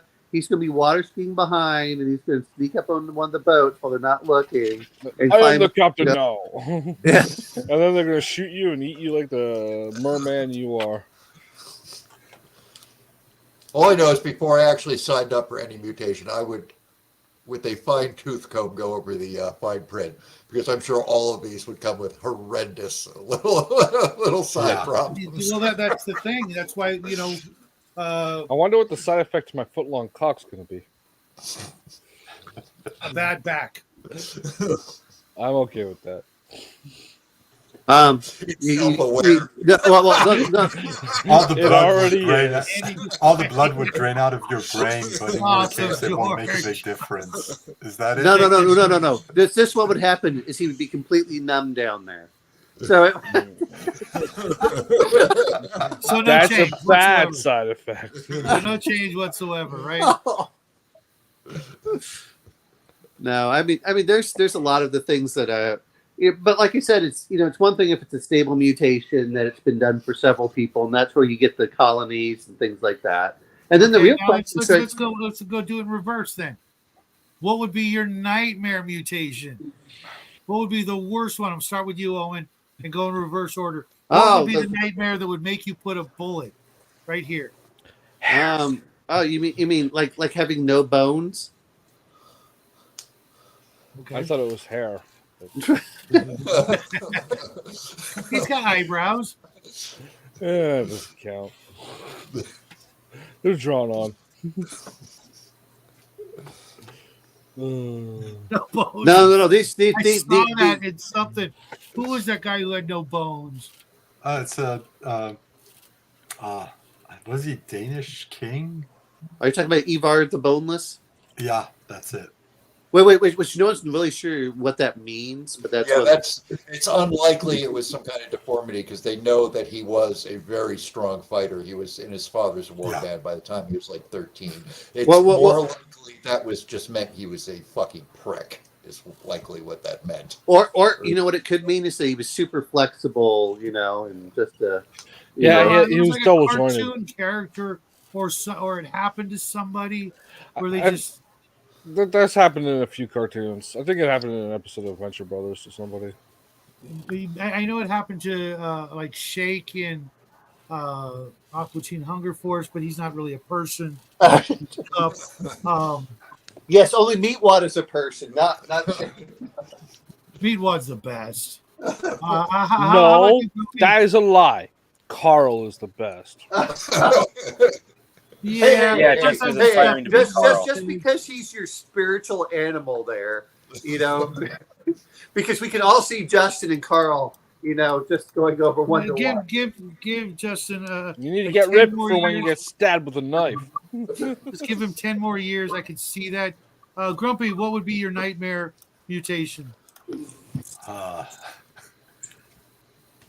Not sure, really.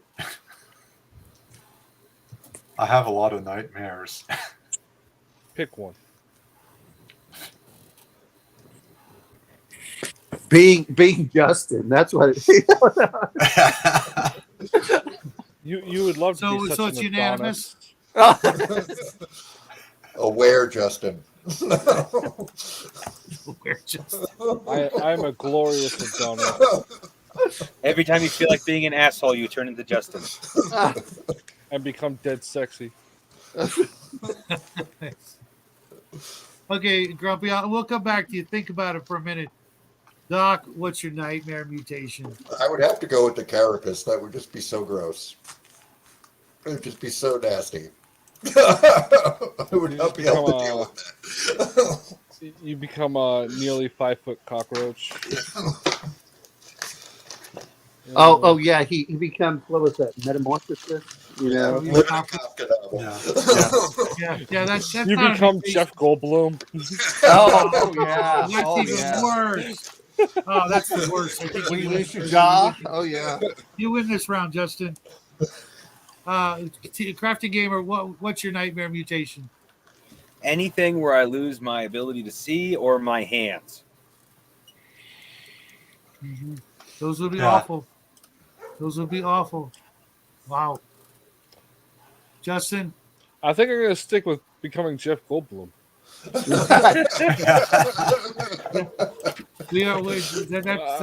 I was thinking tentacles originally, but no, becoming Jeff Goldblum. Yeah, I was watching. What was that? The Key of Awesome's video, Moon Girl. I should put a link into it.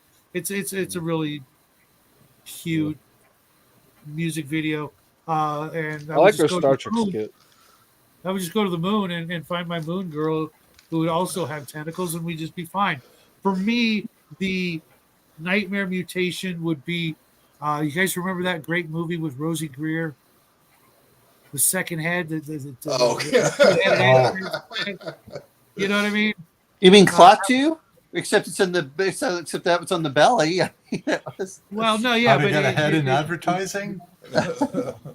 You know, when I saw or have seen different Siamese individuals, I'm just like, I like my privacy. You know, I would never ever have privacy again. Yeah. You know what I mean? And I have to share literally everything with somebody with another head that would either look just like me, which would piss me off, or worse, it would look like Justin. I'd get Justin's head on my left shoulder here, 24/7, no privacy, always freaking mouthing off. Why don't I get to be the right arm? You know what I mean? No, I'd be saying, why do you look so ugly, bro? Why do you look so ugly, bro? That's what I'd be saying all the time. Mm-hmm. Can't you make yourself look better? Look at me, I'm a dead sexy. You know, getting intimate with anyone ever again? No, not happening. Just give me an idea. I think I have to have a Shadow Justin Etten in a game now. That would be awesome. That would be awesome. Oh, wait. Yeah. The Shadow Justin as they go through.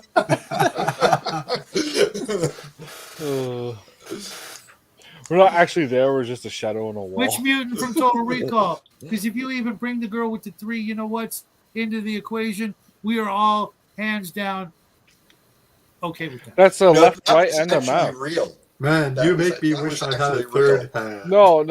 That was makeup in the movie. No, that was. I saw an interview with the chick. That was an actual mutation that woman had. I've seen the makeup department. There was a woman that had that surgically done to her and then regretted it right away. I was thinking. I was going to think if you have the third boob, it's supposed to be in the back for slow dancing. Nice, Owen. Nice. No. That was something from. You'd have to have all kinds of custom chairs made. Well, no, that was from. Owen, it Married doesn't with have Children. to be original. If it's well placed, yeah, still giving you a high five for that one. Well, that was from Married with Children. He was talking about his ideal woman, and he's like, "Yeah, third boob for slow dancing." That's still the timing and delivery was perfect. And we probably just lost RPG Grandma. Yet she still keeps coming back. I think because we still. She's awesome. She can. I know. She can take it. I know. She and the nerd's nerd. Those two. She also dish it out, so we oh yeah. I'll tell you where our Raven is. I sent her the link like 3-4 hours ago, but she did say she was going to be doing some door dashing or whatever tonight. So hey, she said her name and she shows up. You know, we're talking about nerd.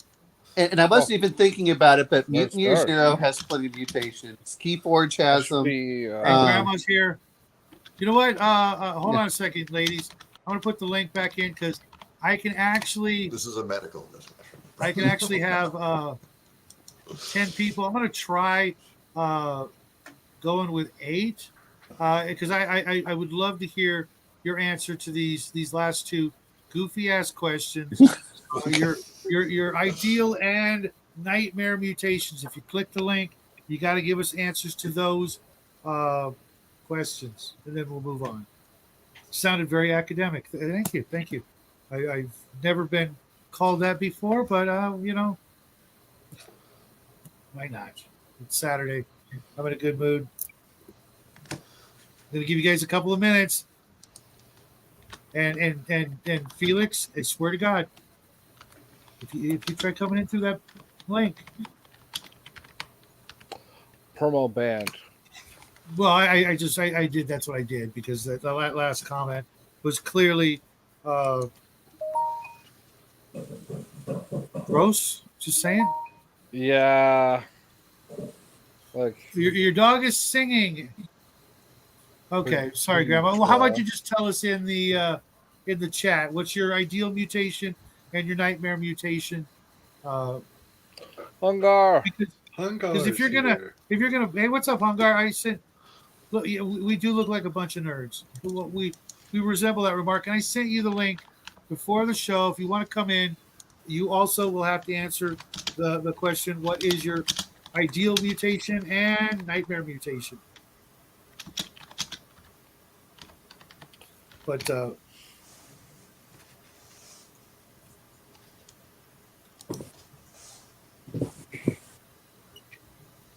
we can be two things at once. Yes, we can.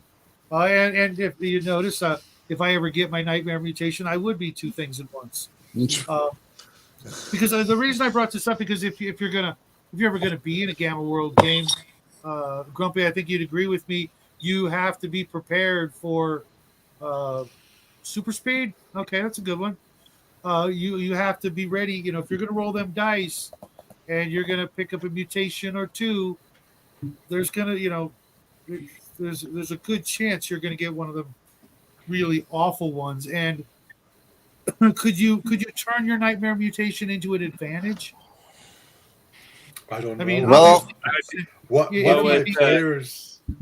of my players, his character has only one eye, and one of the artifacts he's had forever now is a regular pair of glasses that he always wears, and they all come from the same village.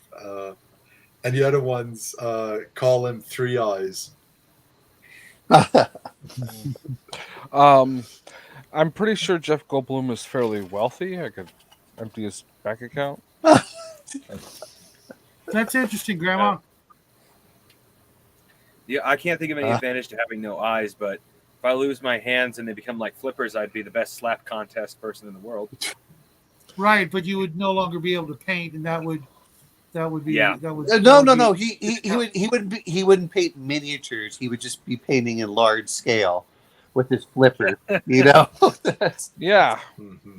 My concern with super speed was that you would trip and need a skin graft.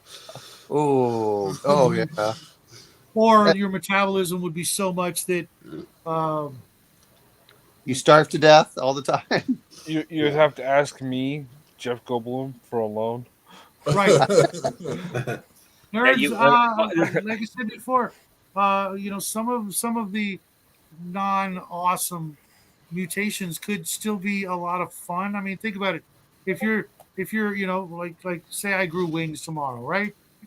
You know, I would be if I could make arrange it so that the government didn't just kidnap my ass and throw me in a lab and dissect me, etc. If I could get on TV and make it so that there's no way they're touching me. It's like, hey, Jeff Goldblum will put a good word in for you. What? Jeff Goldblum will put in a good word for you. Thank you. I mean, think about it. If you're the one and only guy on the planet, because believe it or not, the original Angel character came from Where Monsters Dwell, or those comic books that Marvel put out that were full of little short stories of things. The original Angel actually was in one of those, or some kid who woke up one morning and had wings and could fly around and do that cool shit. I'm telling you, man, I would be in every. People would be paying me money to be in their movies, to play angels, or to be in a circus or whatever and do all kinds of crazy shit, or whatever. You'd suddenly be a freaking celebrity, and finding a proper bed would probably be difficult, But other than that, I think and a tailor. Other than that, I think everything would be fine. Yes, it would be captured and experimented on, and if that doesn't happen, you will never be anything more than the wings guy. I could live with that. Because I would get a god complex and start hashing out judgment I take out my bastard sword and appear in people's, balconies all on fire and shit. They die of a heart You attack. get out your bastard sword and show up at 8-year-old kids' birthday parties just to fuck with them. And then start pointing my fingers at everybody, and they'd be like, "Oh, you need to on their redeem knees yourself." and shit." I'm just, what there was. Well, being boneless, I guess the only real advantage is that you could, nightmarish. is I guess you kind of act like an octopus at that point, You show up. Nerds. You show up. Nothing would change. Yeah, you show up at the kid's birthday party and you say, "The Lord has demanded you give me a piece of cake." Jeff Goldblum sent me. Out of the sky Jeff Goldblum sent me. He wants your birthday cake and $12, specifically $12. I'll just throw some like oil on this bad boy and just appear. Right? Come on, that would be awesome. At least one time, right? There better be pecan pie. And I wouldn't be able to hide anywhere. You just walk up to picnickers in a park. There better be cheesecake. For someone with a family, the Hulk mutation. Or worse. Imagine if it was your kid with the Hulk mutation. Thanks, Raven. You've got the link. You want to pop in, class to join up? Let me know. Just make sure you're the real Raven and not the real Felix. Adaptive camouflage would be better. Yeah, but that's like useful. I'm talking about ridiculous. Oh, if you could be ridiculous, if it's I still like the forearms. I love the forearms also. If you're going to be multi-limb, like, hey, You realize I've transformed myself into a psychic Jeff Goldblum. So you haven't changed from Jeff Goldblum. What was he in that one movie that they did something? I can't remember what it was called, but I thought that he was a psychic in that one. I don't remember. No, but he was in The Fly. No, he was in The Fly, but there's also one where I think that he plays a psychic. It's a comedy. I'm not sure. I don't remember him in Death Wish. Yeah, he was one of the very diverse gang members in the first one who snuggled, whatever. Okay. Yeah, you know what? Every mother. time I see Jeff Goldblum, I'm actually as much as I don't really like him, I'm glad he got into Hollywood because I just know that had he not gotten into Hollywood, his life would have actually been worse and sadder. You know what I mean? So Justin would be Jeff Goldblum from Vibes. Vibes, the 1988 movie. Okay. With Cyndi Lauper. Okay, so Cyndi just Lauper. so you know, Jeff Goldblum is credited as freak number 1 for Death Wish. Okay. Oh right, he was in that. Yeah. Yeah, of course he plays D&D. Someone that weird's got to play D&D, but he probably plays 5e. So, He was in Buckaroo Banzai, so he gets a little bit of slack. Yeah, he does get. Yeah, no, I know. I'll definitely dress like that too. Silverado, and he played a really good, asshole. So now, speaking of Cyndi Lauper, she was the official car model for the DeLorean when they did their promotional video for it. Mm-hmm. Okay. Yeah, you could have done better, DeLorean. You could have done better. No one ever wants to see Cyndi Lauper in a bikini. Trust me. Really, I don't know anything about him. I just like giving him a hard time. I give him such a hard time because he actually looks like one of my old friends. But back in the day, we used to give him a hard time because he looked like him. So, life finds a way, like Justin. Justin finds a way. I find a way.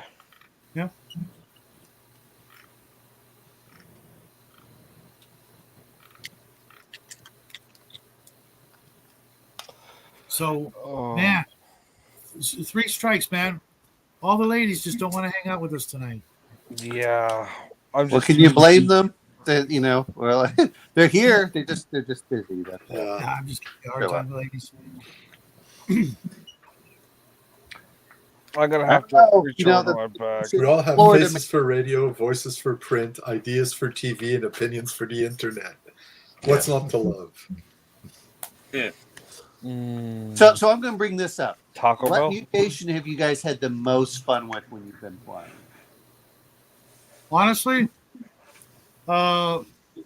either because Gamma World had both time manipulation or weather control. 2 of my other lesser favorite abilities. But what I'm saying, but what was the most fun that you had with them? That was with time manipulation. I actually had a character who had that and got a bunch of cool equipment and stuff like that, and for the most part, was able to go backward and forward in time throughout the campaign, without, since he grew up in a post-apocalyptic world, he had nothing to lose either way. You know what I mean? Going into the future, going into the past, and in doing so, just managed to become something of like a time bandit. Grabbing stuff. He needed something to fix this thing. Go back in the past, look around, grab the thing, come back in the future, fix the thing, or go back to the present, go into the future, and find out what was going to happen. It was a lot of fun, and I've always loved control weather, making it rain or making, strong winds or getting rid of all that crap so you got a nice sunny day. I just love those. How about you, Grumpy? All I can think of are more situations than actual mutations, but stuff where mutation was used that was funny or fun or whatever. What was your favorite situation with one of them? So, I don't know. I'm not good at recalling this stuff. I'm sorry. It's okay. I sometimes have the same problem I used to with shows on. The link I just posted is in response to this comment. For anyone who wants to look it up. Earth Girls Are Easy? Yeah. I never saw that. I heard it was funny, but I never saw it. It's a picture from my clearly complete fiction. Just looking at the title.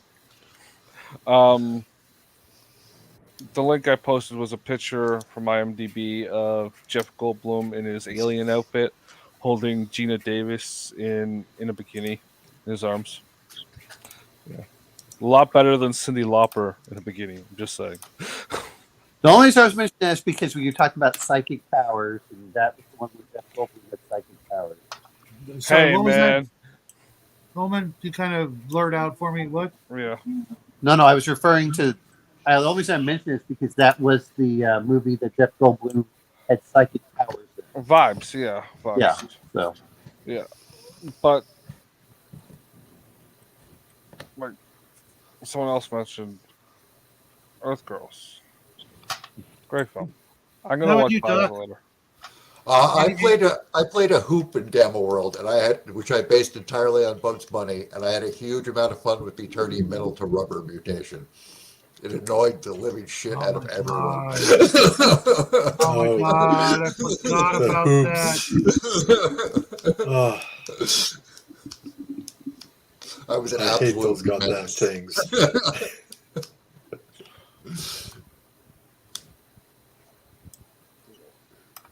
Oh my god, I totally forgot about that power they had. That's almost as fun as the one where you can't be touched by metal. Remember from the artifacts in the Dungeon Master's Guide? Yeah. I had a wizard who had that curse, if you will, couldn't be touched by metal. If you turn things around, sometimes those curses aren't actually curses; they're actually a blessing. Yeah, like really, that's not a bad thing in a D&D game. It is if you're a fighter. No, because you can use non-metallic things to fight with. Right, like you could be a pole fighter, like with Staff. staff, right? Right, but how do you carry your gold home? That's not like, I guess, Wear a glove. glove. Yeah, gloves. Maybe. Gloves, coin purses. Gloves would defeat the purpose of the curse, though. Yeah, but you can't be stabbed, and that's the important thing. That is a good side effect. Yeah. Yeah. Stabbed and shot. Yeah. It's very rare an arrow is not tipped with a metal barb. Unless you're right? Connell. Apparently, he has a reputation for shoving random things on the end of arrows and shooting them. Yes. Yeah, but I would never allow that to happen. There's certain things that it's a cool idea, but at a certain point, like, no. Well, and the problem is it's not that you have one. But how do you get so many? That's the problem I have with a lot of it. It's like, oh, we'll just throw more and more. I don't like the cheapening of magic items. Yeah. But when you have so many things that require magic to be killed by, you kind of either have to cheapen them or. You hearing that, Shadow? No. No, a lot of it is people say stuff, but it's like only if you put in tons of monsters like that, then that's one thing. If you put in a few special ones, it's like okay. And to be fair, there's a lot of things you can use to enchant weapons temporarily. Can you hear that music, guys? No. Okay, good. No. We've got an amphitheater not too far from where I live, and I forgot that's one of the things with summertime here is they have concerts, and it's no kind of music I would listen to willingly, but here I am. Oh, we got a neighbor that plays music so loud sometimes I can dance to it.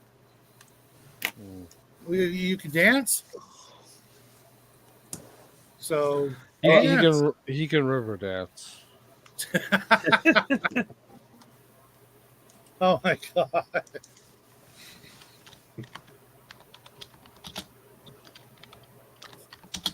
Maybe George, but nothing's cooler than a bastard sword. Except maybe, a really nice other sword, if that's your thing. Oh, I like the ones that wave. A Kree? Well, they have the. I've seen calls some. them a Chris, but they originally was yeah. They're a pain in the ass to sharpen, and they never actually get very sharp, from my experience. Oh, if you're gonna look for weapons, there are far better weapons than swords. It's just you can go for something that's cool and iconic, and that's what I like. I like chainsaws. Chain sword, one of my favorites. Well, now we're in 40K. I never liked the chainsword. It made no sense to me. And the power sword was so much better. Very messy. The power sword was so much better. The gore is half the fun. The other half the fun is also gore. It's just a visceral guy thing. I like my chainsaw. I like cutting firewood, cutting trees, so I assume, cutting one's enemies down with such a thing would be double the fun. I don't know.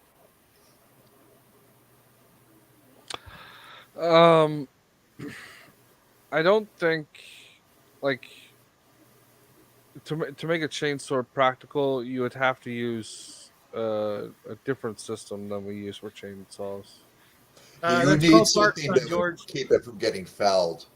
Yeah, I think it would be more like one of those old rotisserie knives. The saws that they would do this. So George wants to play Dark Sun. That's what I said. You know, yeah, that's exactly. Yeah. But to be fair, I like a lot of what they have in Dark Sun for certain things. But The electronic chicken cutting. We had one of those electric carving Yeah, knives. Yeah. Yeah. It'd have to be like that, but Take it's care, larger. Cal. Thanks for stopping by. Yeah. The vibroblades from Gamma World. Yep. oh, I always like vibro. I love the idea of vibroblades. Apparently, that they can work out to actually go through stone and stuff to get it right. That's. I was just watching a thing where there was like a fight scene with a bone saw, right?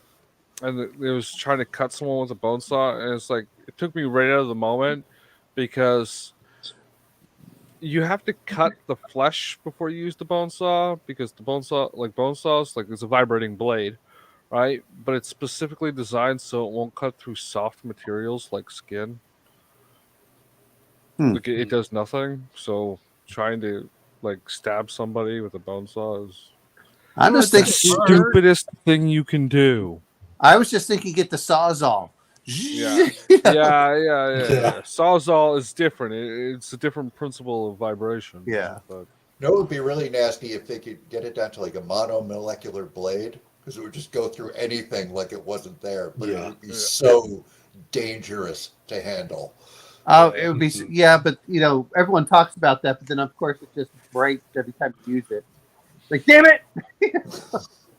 it's just like a monomolecular like blade has to be reinforced with a normal blade. It's just gotta be the edge. It's weird you guys bring that up. I remember back in the 70s and 80s, that was all the rage. Everybody was talking about them, and then they kind of like just disappeared for decades. You know what I mean? That was one of the things they did in that 3-body problem. Really? Yeah. Yeah, the monomolecular cable, and they used that. You ever see that movie Ghost Ship? Uh-huh. You know that opening gore scene? Yeah, they basically did that, but it was less gory because that originally was supposed to be everybody had their heads cut off, but the director's like, no decapitations in my movie. Blasphemy. Wow. We have it on DVD, so I watched the extras. That's how I know that. What are you going to make your skull chalices out of? It doesn't have to be decapitation. You just have to remove the spine with the head. Let's keep this. Just hire Predator. They'll do the job for you. No problem. That's my whole point. Yeah. That's my whole point. Oh, it's got dark all of a sudden. Well, but a lot of these things is, at the end of the day, it's like, what type of game do you want? Like, which ones are the best at doing it? And it's like, okay, like I said, I have no reference for Gamma World. I never played it. I never saw it in print. When it was. Yeah, but you've been reading up on Mutant Crawl Classics, haven't you? It is. Oh yeah. I mean, I like the ideas for it. There's just certain things that go in there that I like about. Again, you have to go. I like some of the stuff for DCC and MCC. I would love to play in a couple of games for it. I wish I need to talk to my tomorrow, probably the librarian, if he ever runs one of those, because he loves Mutant Crawl Classic. Well, what do you guys think about this? In a lot of hard sci-fi, there are no aliens. It's human centric, right? But Buck Rogers, the original game back in the 80s, that's what all the aliens were. They were either mutations or uplifteds to bring your world or your game, Yeah, there were civilizations or cultures more than most things. Yeah, with a few years. But they were all either mutations or uplifteds. What would you feel about running, like you're running this hard sci-fi game, right? But then the Empire or whatever decides, you know what, we haven't found aliens, we're just going to make them. And we need volunteers. We have these planets out there, well, this planet is super cold, so we're gonna make you all Sasquatches, or this planet is this, so we're gonna make you dwarves or squats or what have you. Um, or maybe that's how your hard sci-fi deals with the desire for players to want to run something besides your standard human. You're like, okay, well, you people used to be human, but now they're lion men. I mean, I have no problems with that. I actually like stuff like that. Then again, a lot of it just comes down to what kind of feel. But then again, but you're also talking about mutations that are much more minor than stuff that is like Gamma World and things like that. But that's the kind of stuff I love anyway. And I don't mind having some aliens. What I don't like is the Star Wars cantina everywhere, where everything. Well, actually, I don't even want to miss that. It's the Star Trek aspect where everyone. It doesn't matter what race you are. Oh, they all hook up because they're all kind of from the same group. And you're just like, really? What's the difference between the Klingon, Romulan? Oh, well, let's make another half breed of this, another half breed of that. Yeah, I find that would be. I mean, you may be able to hook up, but you're definitely not going to be able to breed. That to me just seems completely. Not without serious medical intervention. I mean, it could potentially be done on that level. And we all know how Justin feels about uplifting, but tell us again. Yeah, anyone proposing it gets a shot in the head by law. And I don't mean you get pulled before a court. I mean everyone's deputized to kill you on sight. Just proposing it. Well, I'll keep one eye open when I sleep. I don't know. I mean, I know it's going to happen. If humanity is left to its own devices, at some point they're going to try, and if they keep trying, they're going to succeed. But I think. Why do you think I propose such harsh legal punishments? Uplifted rats. Because Justin wants to make sure that he doesn't have any sheep children. That's why. That's the main reason why. I saw that movie. It did not turn out well. It was a bad movie. I got into a conversation with a woman at work. She was going on about how much you wish your dog could talk. It's like, if your dog could talk, you'd want to kill it inside a week. I don't know. Oh boy, are we going out? Are we going to the truck? I love the truck. Oh boy, oh boy, oh boy. That's basically what those conversations. The dog in absolutely anything. Biscuit. Actually, you say that, but that's not really any different than having a child anyway. So. Yeah, but the child grows out of it. Right. The child grows out of it, grows up, and then annoys you with other things like, Dad, I got her pregnant. Hey, dogs live about 15 years. That's yeah, but here's the thing. My dog, I've got a really good dog, the best dog I've ever had, and I often get that sort of cue moment where it's like, I wish I could understand him, because sometimes stuff's bothering him, or and I'm just like, what's wrong, buddy? He's just looking at me like all sad. I'm like, you've had a great day. What are you talking about? You're looking at me all sad. What could possibly be bothering you? You know what I mean? But there are other times I know that, he like with my neighbors earlier when I came out here, he was barking at the neighbors for being in their own backyard. I was like, I can only imagine what he'd be saying. It's like, what are you doing? Just, you can't be doing you're saying that, but I had a dog that used to bark at planes flying overhead and birds. So it's they were violating his airspace. God damn it! And if Or you had the- the black cannon he asked you for Christmas time, or the ultimate dog question. Whenever a siren, a car with a siren or a vehicle with a siren goes by, he has to do his howl. It's the greatest trick he knows. It is his howl is just so filled with emotion, but I'm not sure what emotion it is. I'll be like, empathy. what are you doing, buddy? And of course he's going to say, "Oh, I'm saying hello to my dog God," as it's traveling by the house, because I assume he just thinks it's a big giant dog, or a very loud dog making a sound that he's trying to imitate and communicate with. but I'd really like to know what the hell is going on with that. See, I'm more worried that I'm going to end up with the Rick and Morty squirrels when he gets the thing about, and I listen to the squirrel, the Federal Reserve, and like, can that boy hear us? That's what I'm more worried about. Now, and with cats, Raven's got an army of them. If she had the ability to speak with them, her life would probably either exponentially get better or exponentially turn into a living hell. Well, it just we're just waiting for you to die so we can eat your body. We're just waiting for you to die so we can eat your body. Because all she'd have to do is get one of those little bionic ear things, where you can hear like a parabolic mic or one of the smaller ones, and she could hear them plotting against her.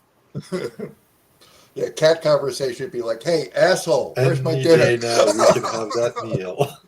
Open the fucking door. Actually, what I always find funny is I would ignore cats, and a lot of cats like dog people because they'll ignore them, and so they don't feel as threatened. Whereas a lot of cat people will stare and try grabbing the cat, and the cat's like, "Whoa, who the hell are you?" So yeah, I was once my friend. I was talking to a friend of a friend, and she asked, "God, this cat is fat." And I said, "You need to put the cat on a diet and everything else." And I realized that she was projecting all of her bad habits onto the cat, and so me telling her that the cat had to lose weight was also telling her that she had to lose weight. I'm like, "Look, I'm sorry, you have an obese cat. If you really care about the cat, you wouldn't let the cat get this fat." Yeah. Yeah, always fat shame people's cats. It's the best thing you can do for them. Dude. You know what? We need to fat shame each other too. We need to go out and work out. And did you work out today? No. Okay. Well, then I did. I got up from my thing. I walked over there and I sat down. That was a workout. We all talk about being a supportive community. Like, yeah, we need to support each other so we don't give all the negative thing about being an overweight, bearded. Leave my little bit. I just got a cut. Hey. Yeah, I swear to God, I hang out with nothing but dwarves these days.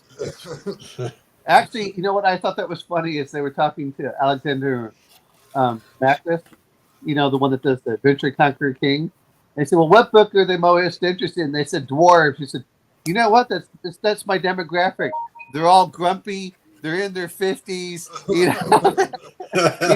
He said alcoholics, overeating. He said dwarves were the most popular race as you get older. Everyone talks about elves when you were kids, and as you get older, you're like, "No, dwarf all the way." Elves all the way. Sorry, live forever. You already look. Just because you want to be a prepubescent male, that's the only reason that you want to be an elf. What are you talking? Have you seen this shit? Come on. Yeah. Elves don't get those. So I'm half elf. You know what? At least I'm gonna outlive all you schmucks. And yes, but the rest of us have souls. Elves don't have souls, and that's why they can't become clerics. I have a soul. Actually, it's in a jar on a shelf. That's why you might be it's not a jar exactly. It's more of a. Well, anyways, yeah. I have 2 souls. Yes, at one the bottom of your feet. Of each foot. Yeah. Imagine how evil and unholy an elven ginger would be. I have at least 12 souls. Just because I have that many pairs of shoes. I was thinking you just cut that feet off the furries. Yeah, a lot of shoes, man. I got like 3. Put them on a necklace. And they're all boots. I have more than 12 pairs of souls. Really? What are you, one of those like sneaker guys? Nope. I got a pair of slippers, a pair of work boots, a pair of winter boots, and I still need to get a pair of tennis shoes. I got at least 3 pairs of boots. I've got a pair of gray suede shoes downstairs. Okay. Click 3 times, and then you're in California. I think I've worn them twice. Hey! Isn't Really? Ted Lieu one of those furry congressmen? I noticed that they scrubbed it, but I could have sworn I saw that on the, he went to those conventions.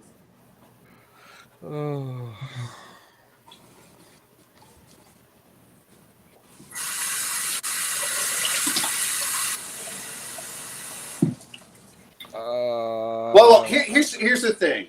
You talk about all this stuff. Is anyone planning on running a Gamma World style, other than Grumpy here, game in the near future? No.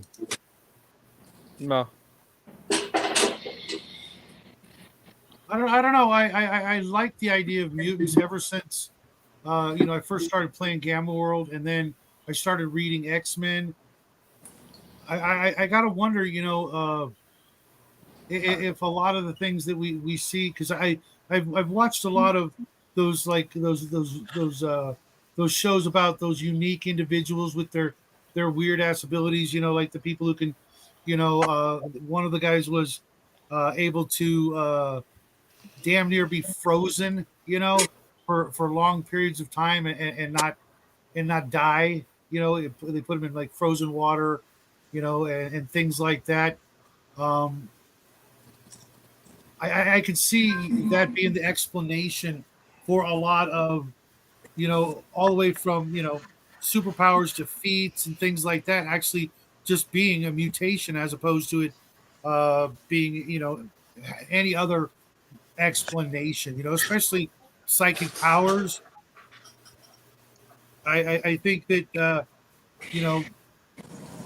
used in moderation, we could get a lot out of it. And in sci-fi games, think about all the characters in Star Trek. Everybody in, at least on the Enterprise, they seem to have, almost like they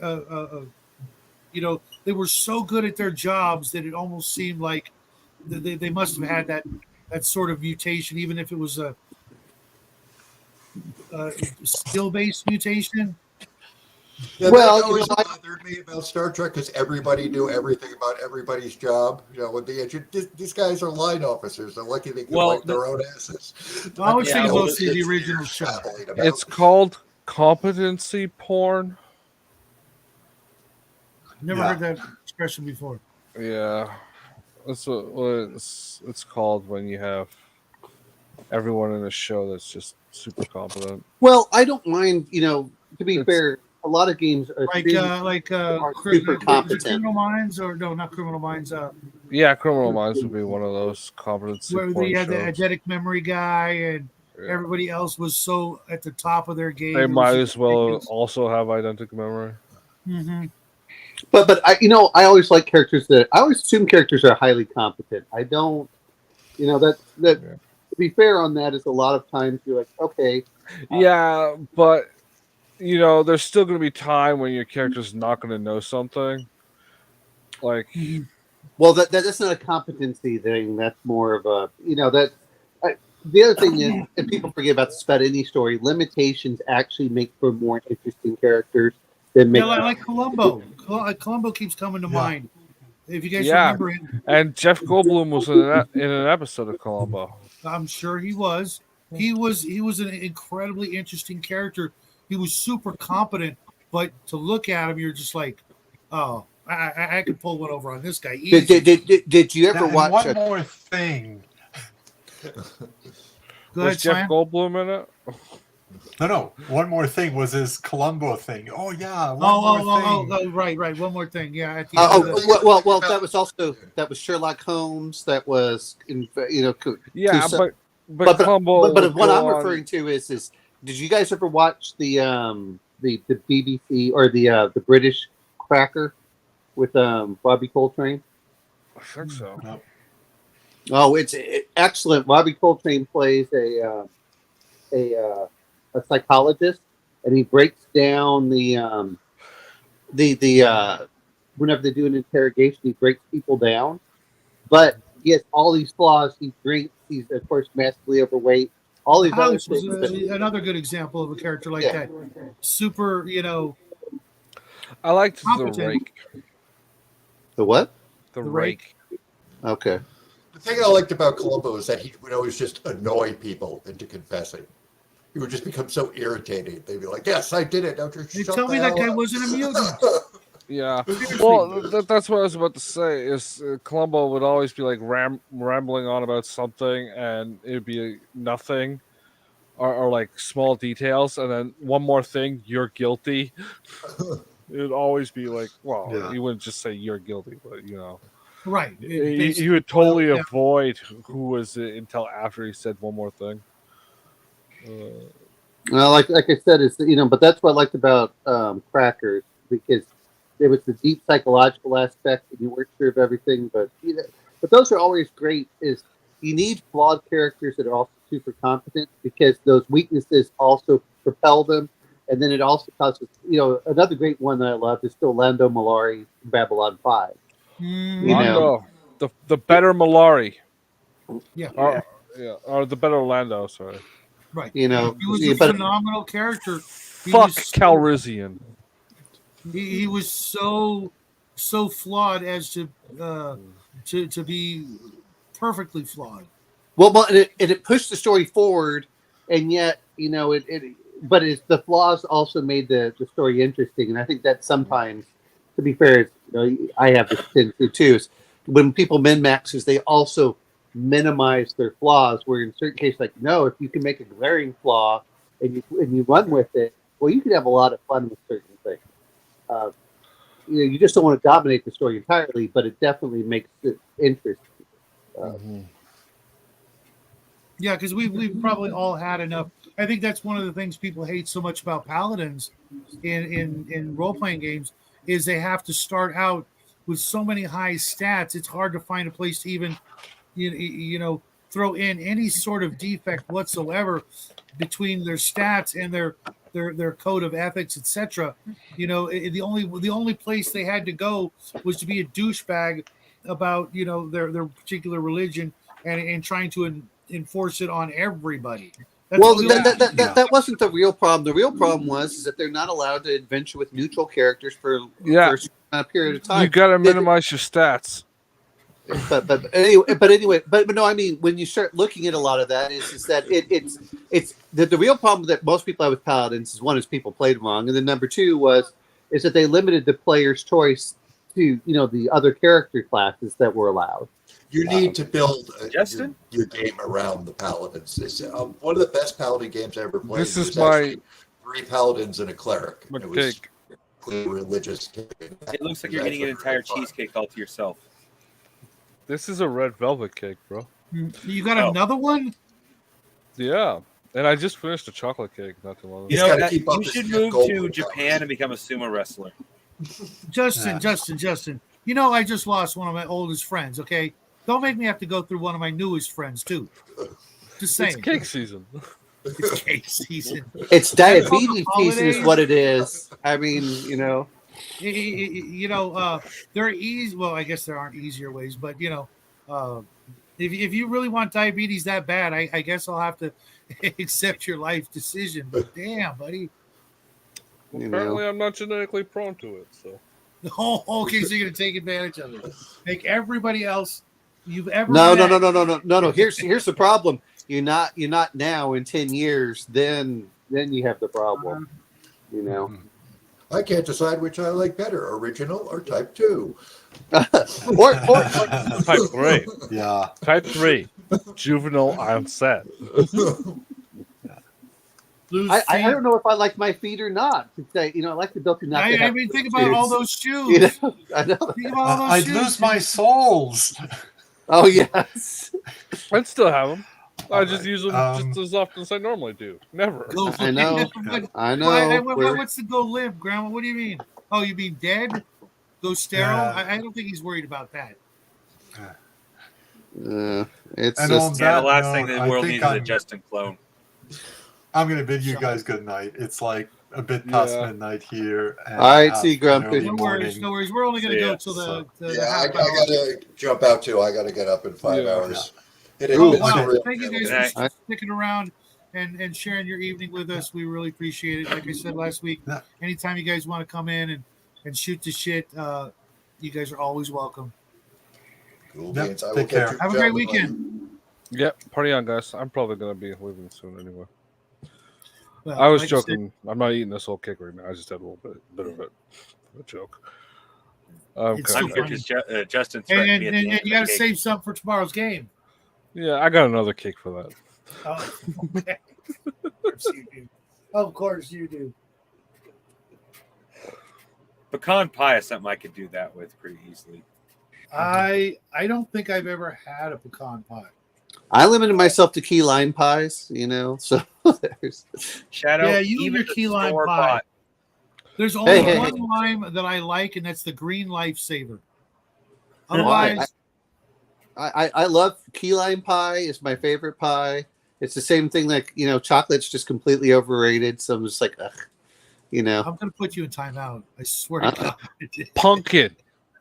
So some of us like dude because it also, Pumpkin. the spice also. I'm the only person on on where I live within, as far as I know, a football field radius that eats pumpkin pie. I would just rather have plain pumpkin. I like pumpkin pie. I would just rather have plain pecans. Don't put them in a pie. Just give me normal plain pecans. Oh, I love pecan pie. Like, if you can get an amazing homemade pecan pie, just beware they are rich and sweet. Yeah, but I don't want the sweet. Is my point. I'd rather just have the regular pecans. You're a British pie person then. Oh, I'd love Savory that. pies, meat pies. I much prefer savory. Yeah, I mean, I'll have some things that are sweet, but for the most part, as I've gotten older, I've gotten away from it. Though as a kid, I had to say, "Mom, can I have one spoonful of sugar?" And she's like, "Okay." And I grabbed a giant serving spoon and went into the confectioner sugar, and I went, "Ah!" And they were stacked like this high. See, I used to do the same thing with Nestle's Quick Powder. Oh yeah. Oh my God, I don't know what I was thinking, because there's no amount of saliva that will turn that into anything into other than what the hell was I thinking, but yet you still did it as a kid. It's not that I don't have some of the desserts, but that's the other part too, which is since I have gout flare-ups, sugar's a big factor in that. So you just have to avoid it. It's one thing to have a little bit here and there. Is that because you're eating a lot of cured fish? Actually, if you look at it, most of gout comes from sugars. It's sugars combined with meat. So if and I'd much rather give up all the sugary stuff. Okay, so what actually is gout? I've been hearing about it my whole life, and I still to this day don't know what it is. It's a type of arthritis caused by uric acid, and the uric acid generally is it causes a spike whenever you start getting high sugar in your blood, and so it forms generally around the joints and stuff. So, and it's very painful. It's basically the best explain. It sounds so. The name sounds like something different to me when I think about it. Do you get the swelling of the feet? Because most people get swelling of the feet. Well, my big toe usually, sometimes in my ankle, and what it does is it basically feels like someone took a hammer and smashed your toe, and that's what it feels like. So it hurts all the time, and so it's one of those things. When you look at Bobby Hill had it. But that was a good episode. Yes, but a lot of it is while everyone talks about the red meat, it's usually tied much more to the sugars that you're having. It's glazed meats and things like that.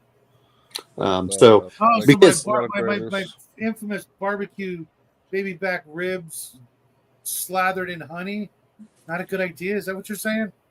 I much prefer savory food anyway. If I want something sweet, it needs to either be something like ice cream, cookies. It has to be like a set dessert.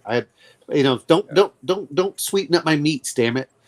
No, it's more like if you're having a lot of meats, like in the case of the episode with Bobby, he was eating the kelp, and things like that. Kelp, or like it was like fish with hollandaise sauce.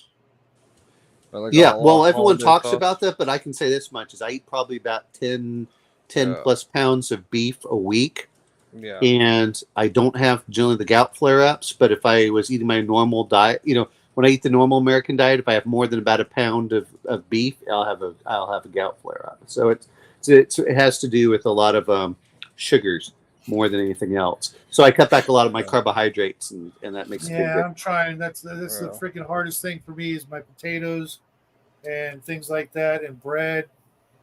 Well, I don't know what the hell I would eat if it weren't for those things. Well, see, I love potatoes and bread, but I just cut them all out, and I'll just eat a lot of ground beef and chicken and eggs. Well, I wish I liked eggs. I don't have eggs for the most part. Yeah, I'm throwing in more eggs into my diet.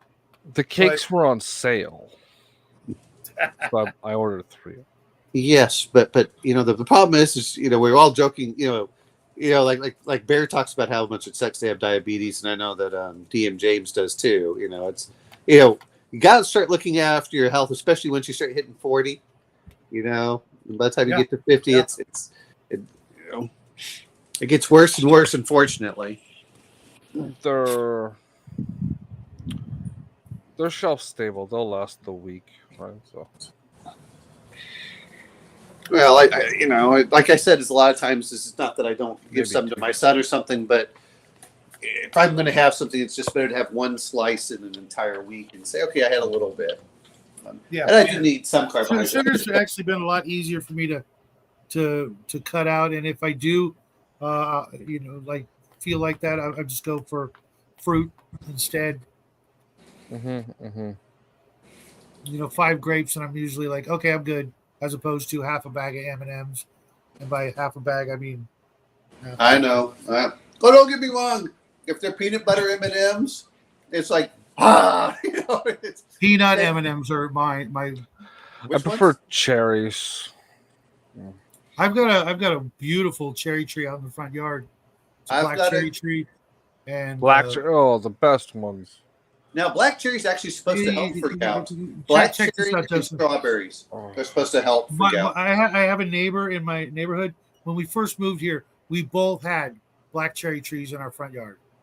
Yeah. And within a couple of years, she had some guys come in and tear it out of her yard. And I'm just like, we literally live down, about 10 miles away from a cherry orchard. And every year, they let people come on, and fill up bags for $10-$20 or whatever. Yeah. Picking cherries. And I'm like, you've got a freaking, not a gold mine, but, a freaking cherry tree. I mean, seriously, you're no lady. You got to know how to make a cherry pie. Nope. Yanked it out. Didn't even think twice about it. I'm like.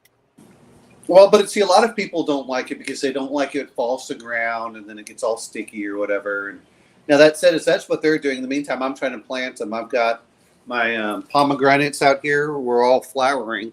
I don't think they'll go anywhere. But I don't have the climate for cherry tree, but I'd love to have. We can get a good crab apple here. But. Well, sometimes you can get it because So this is one of my cherry trees. So I have 4 cherry trees. Well, 3 here that are supposed to go, and then of course my pomegranates, and then I have my the nice flower for the pomegranate right here. Let's see if you can see it. Yeah. It helps if I can turn it. There we go. But I was hoping. Oh, and these are going out, and we'll see. I don't think that they'll. I'll get pomegranates, but come on, show up, David. There you are. Yeah. Well, I'd love to have like that tree Shadow has black cherries. They'll grow down here in Texas too. Black cherries. I don't think they'll grow up here. I think black cherries and sour cherries are both supposed to be good for gout, even though they have sugars. Yeah. And then strawberries also are supposed to help. Yeah. Because my 2 favorite is the black cherry and like a soft pear. So. Now, Justin, I don't know. You might be able to grow some of the cherries. Well, at least the sour cherries. I don't know if you like those, but no. I like the sour cherries. Well, they also call them pie cherries. But because you mix them with sugar and you bake them in a pie. Well, I had a friend of mine. She turned them into preserves. Man, those were the best preserves I've ever. Maraschino cherries. Well, these were sour cherries. These were Balaton cherries. I've got a couple. I've got a couple on my property, but it's been raining so much, and since my ankles are killing me, I can't walk the quarter mile on plowed ground. So hopefully this will get better by next week. And then I'll head out there. Whoa! What are you doing? You get a rickshaw on the boy to carry you out there, and you watch him walk the fucking field. You know what? This is why I wish I had more children, because it would have been a complete palanquin. Well, I would have had rickshaw. I would send 4 children on either side. Having to carry the whole thing. 4 on each pole. Exactly. That's the whole point. Well, it would look like that scene from Kung Fu Panda. Everyone's straining to carry you around. Yeah. Well, like a couple of them are like 4 or 5 years old. you're all like this on the dog. Well, yeah. Are you facing forward or backwards? You want them? Someone went into a growth spurt. Yeah.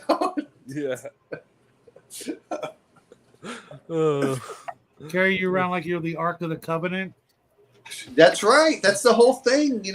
But with a whip. Hey, look. If we're going to be talking about mutants, that's what you need. You need the 4-arm mutants, so they carry 2, and then on the other side they have 2 swords ready to swing while they carry you along. You go the whole 40K aspect. That would be epic. Oh yeah, that's the whole point. Is you're going to do this? As much as we talk about mutants, that's one of the reasons. And I know it's kind of Gamma World, but I was looking at the Adventure Conqueror King system and the Barbarians of Cantaloo, the BCKS. Anyway, it's like, cool. They have all these different things in there, and I'm like, all right. I wish they had more. They got Bugmen, they got Starmen, they've got Visitors, they got Deep Ones. Nice. Like, oh yeah, nice. So I know a lot of people hate, the non-human integration, but what makes your world less like Earth with such an easy addition than things that aren't just all human? You know what I mean? Well, part of it, we talk about space, and this is one of the reasons I always got mad at Star Trek. And I know it's a budgetary issue, but when I want to go into space, I want non-human aliens. I don't want the same ones where they just have different skin color and different ears.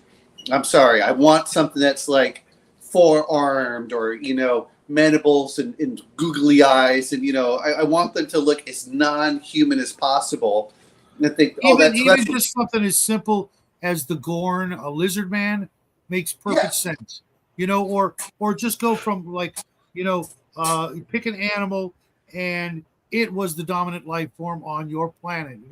An alien planet. That would be like the most logical, easy step.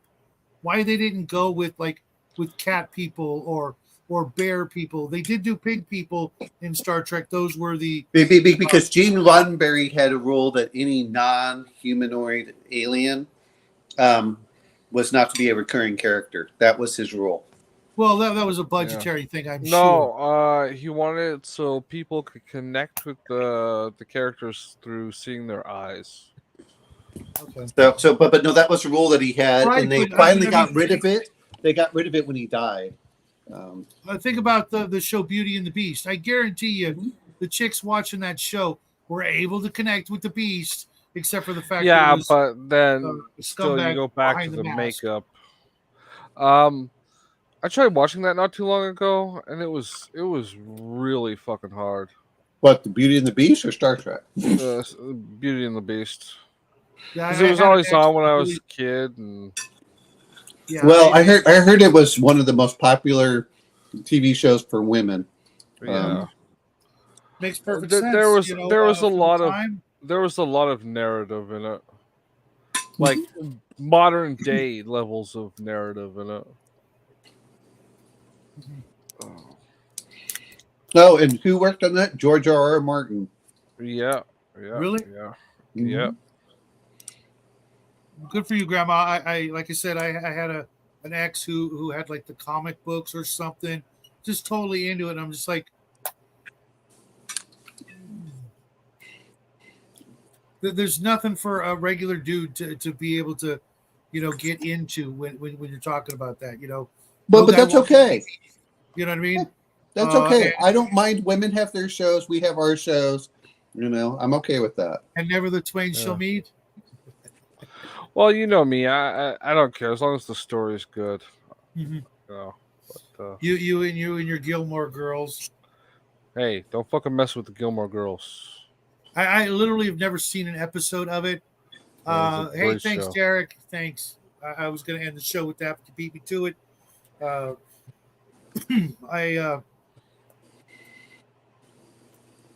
I wish they would do more. Forever Night was better. More Forever work Night on was good. story. That's why I think it was Criminal Minds that I got into. Was that like the one that had like 15 seasons? Mandy Patinkin was in the first couple of years.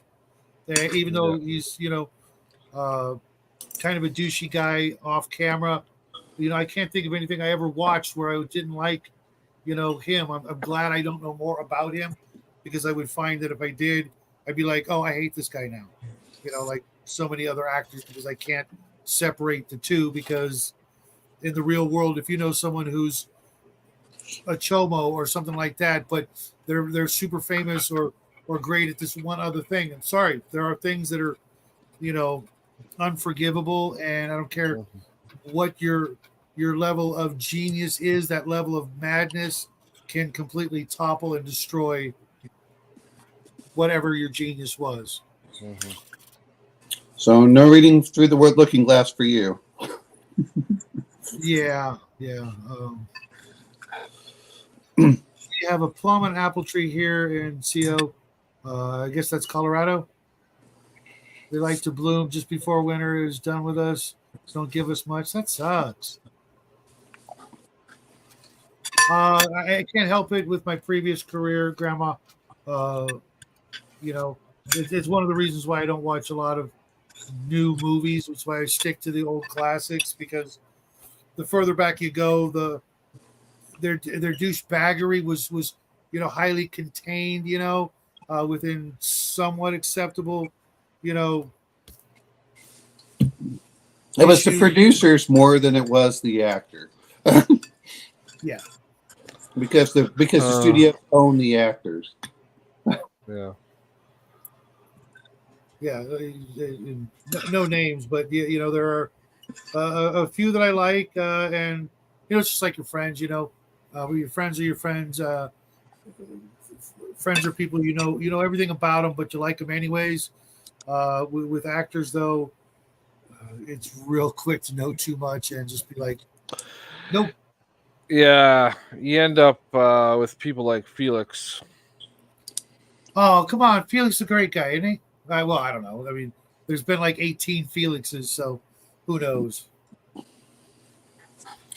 It would be nice, if someone like a nerd's nerd could come in and do her witchcraft, and tell us everything we'd want to know about Felix. Just saying, but I could probably get somebody at work to do it, but I really don't care.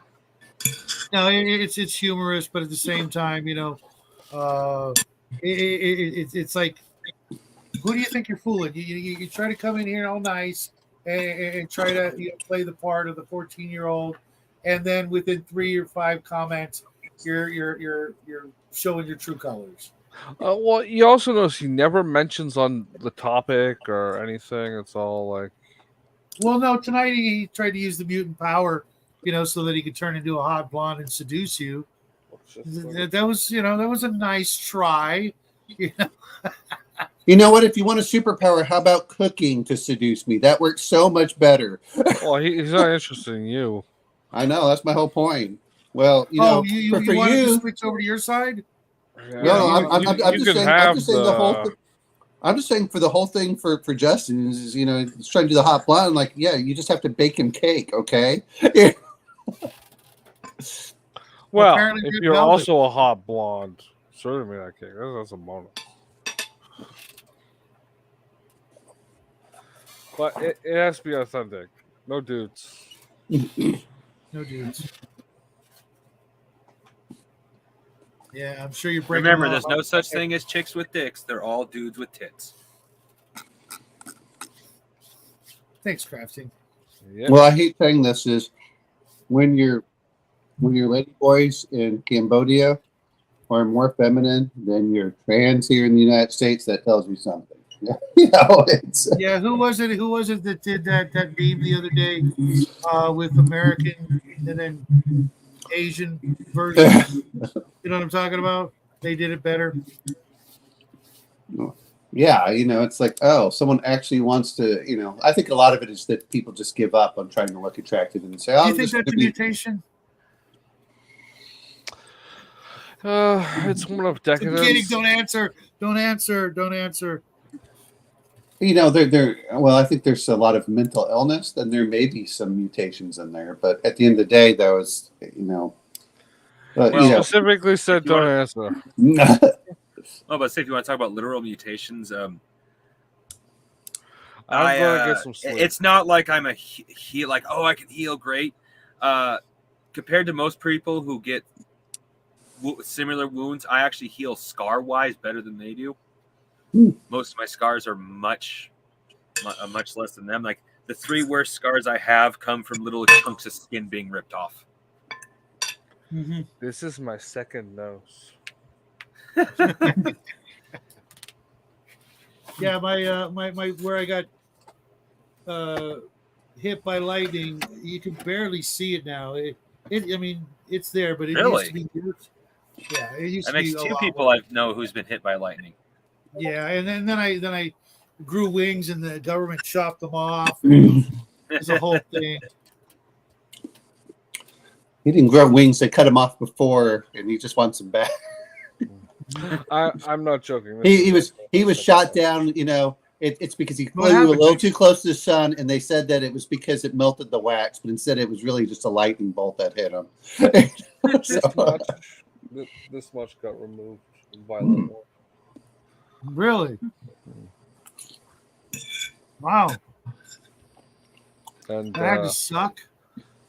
I have scar tissue here and here. It must have been rough. One of these days, backstage, you have to tell us the story. Don't want to pry too much. I've already told them now part of it. I just didn't tell them that came off at the same time.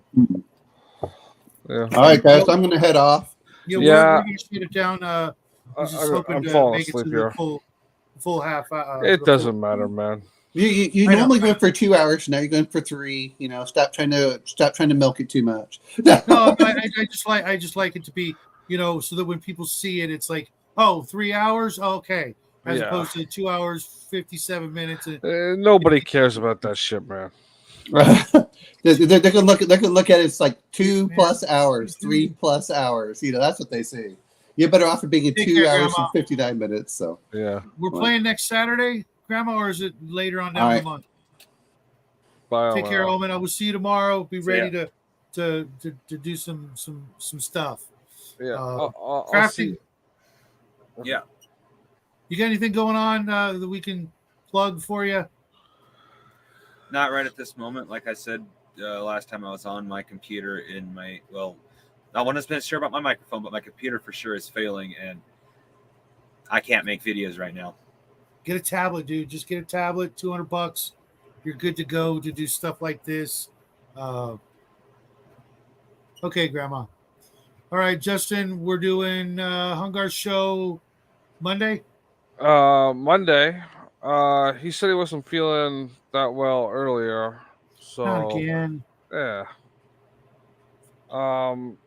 So if he doesn't start to show up, I will. But hopefully, fingers crossed, Hungar out there.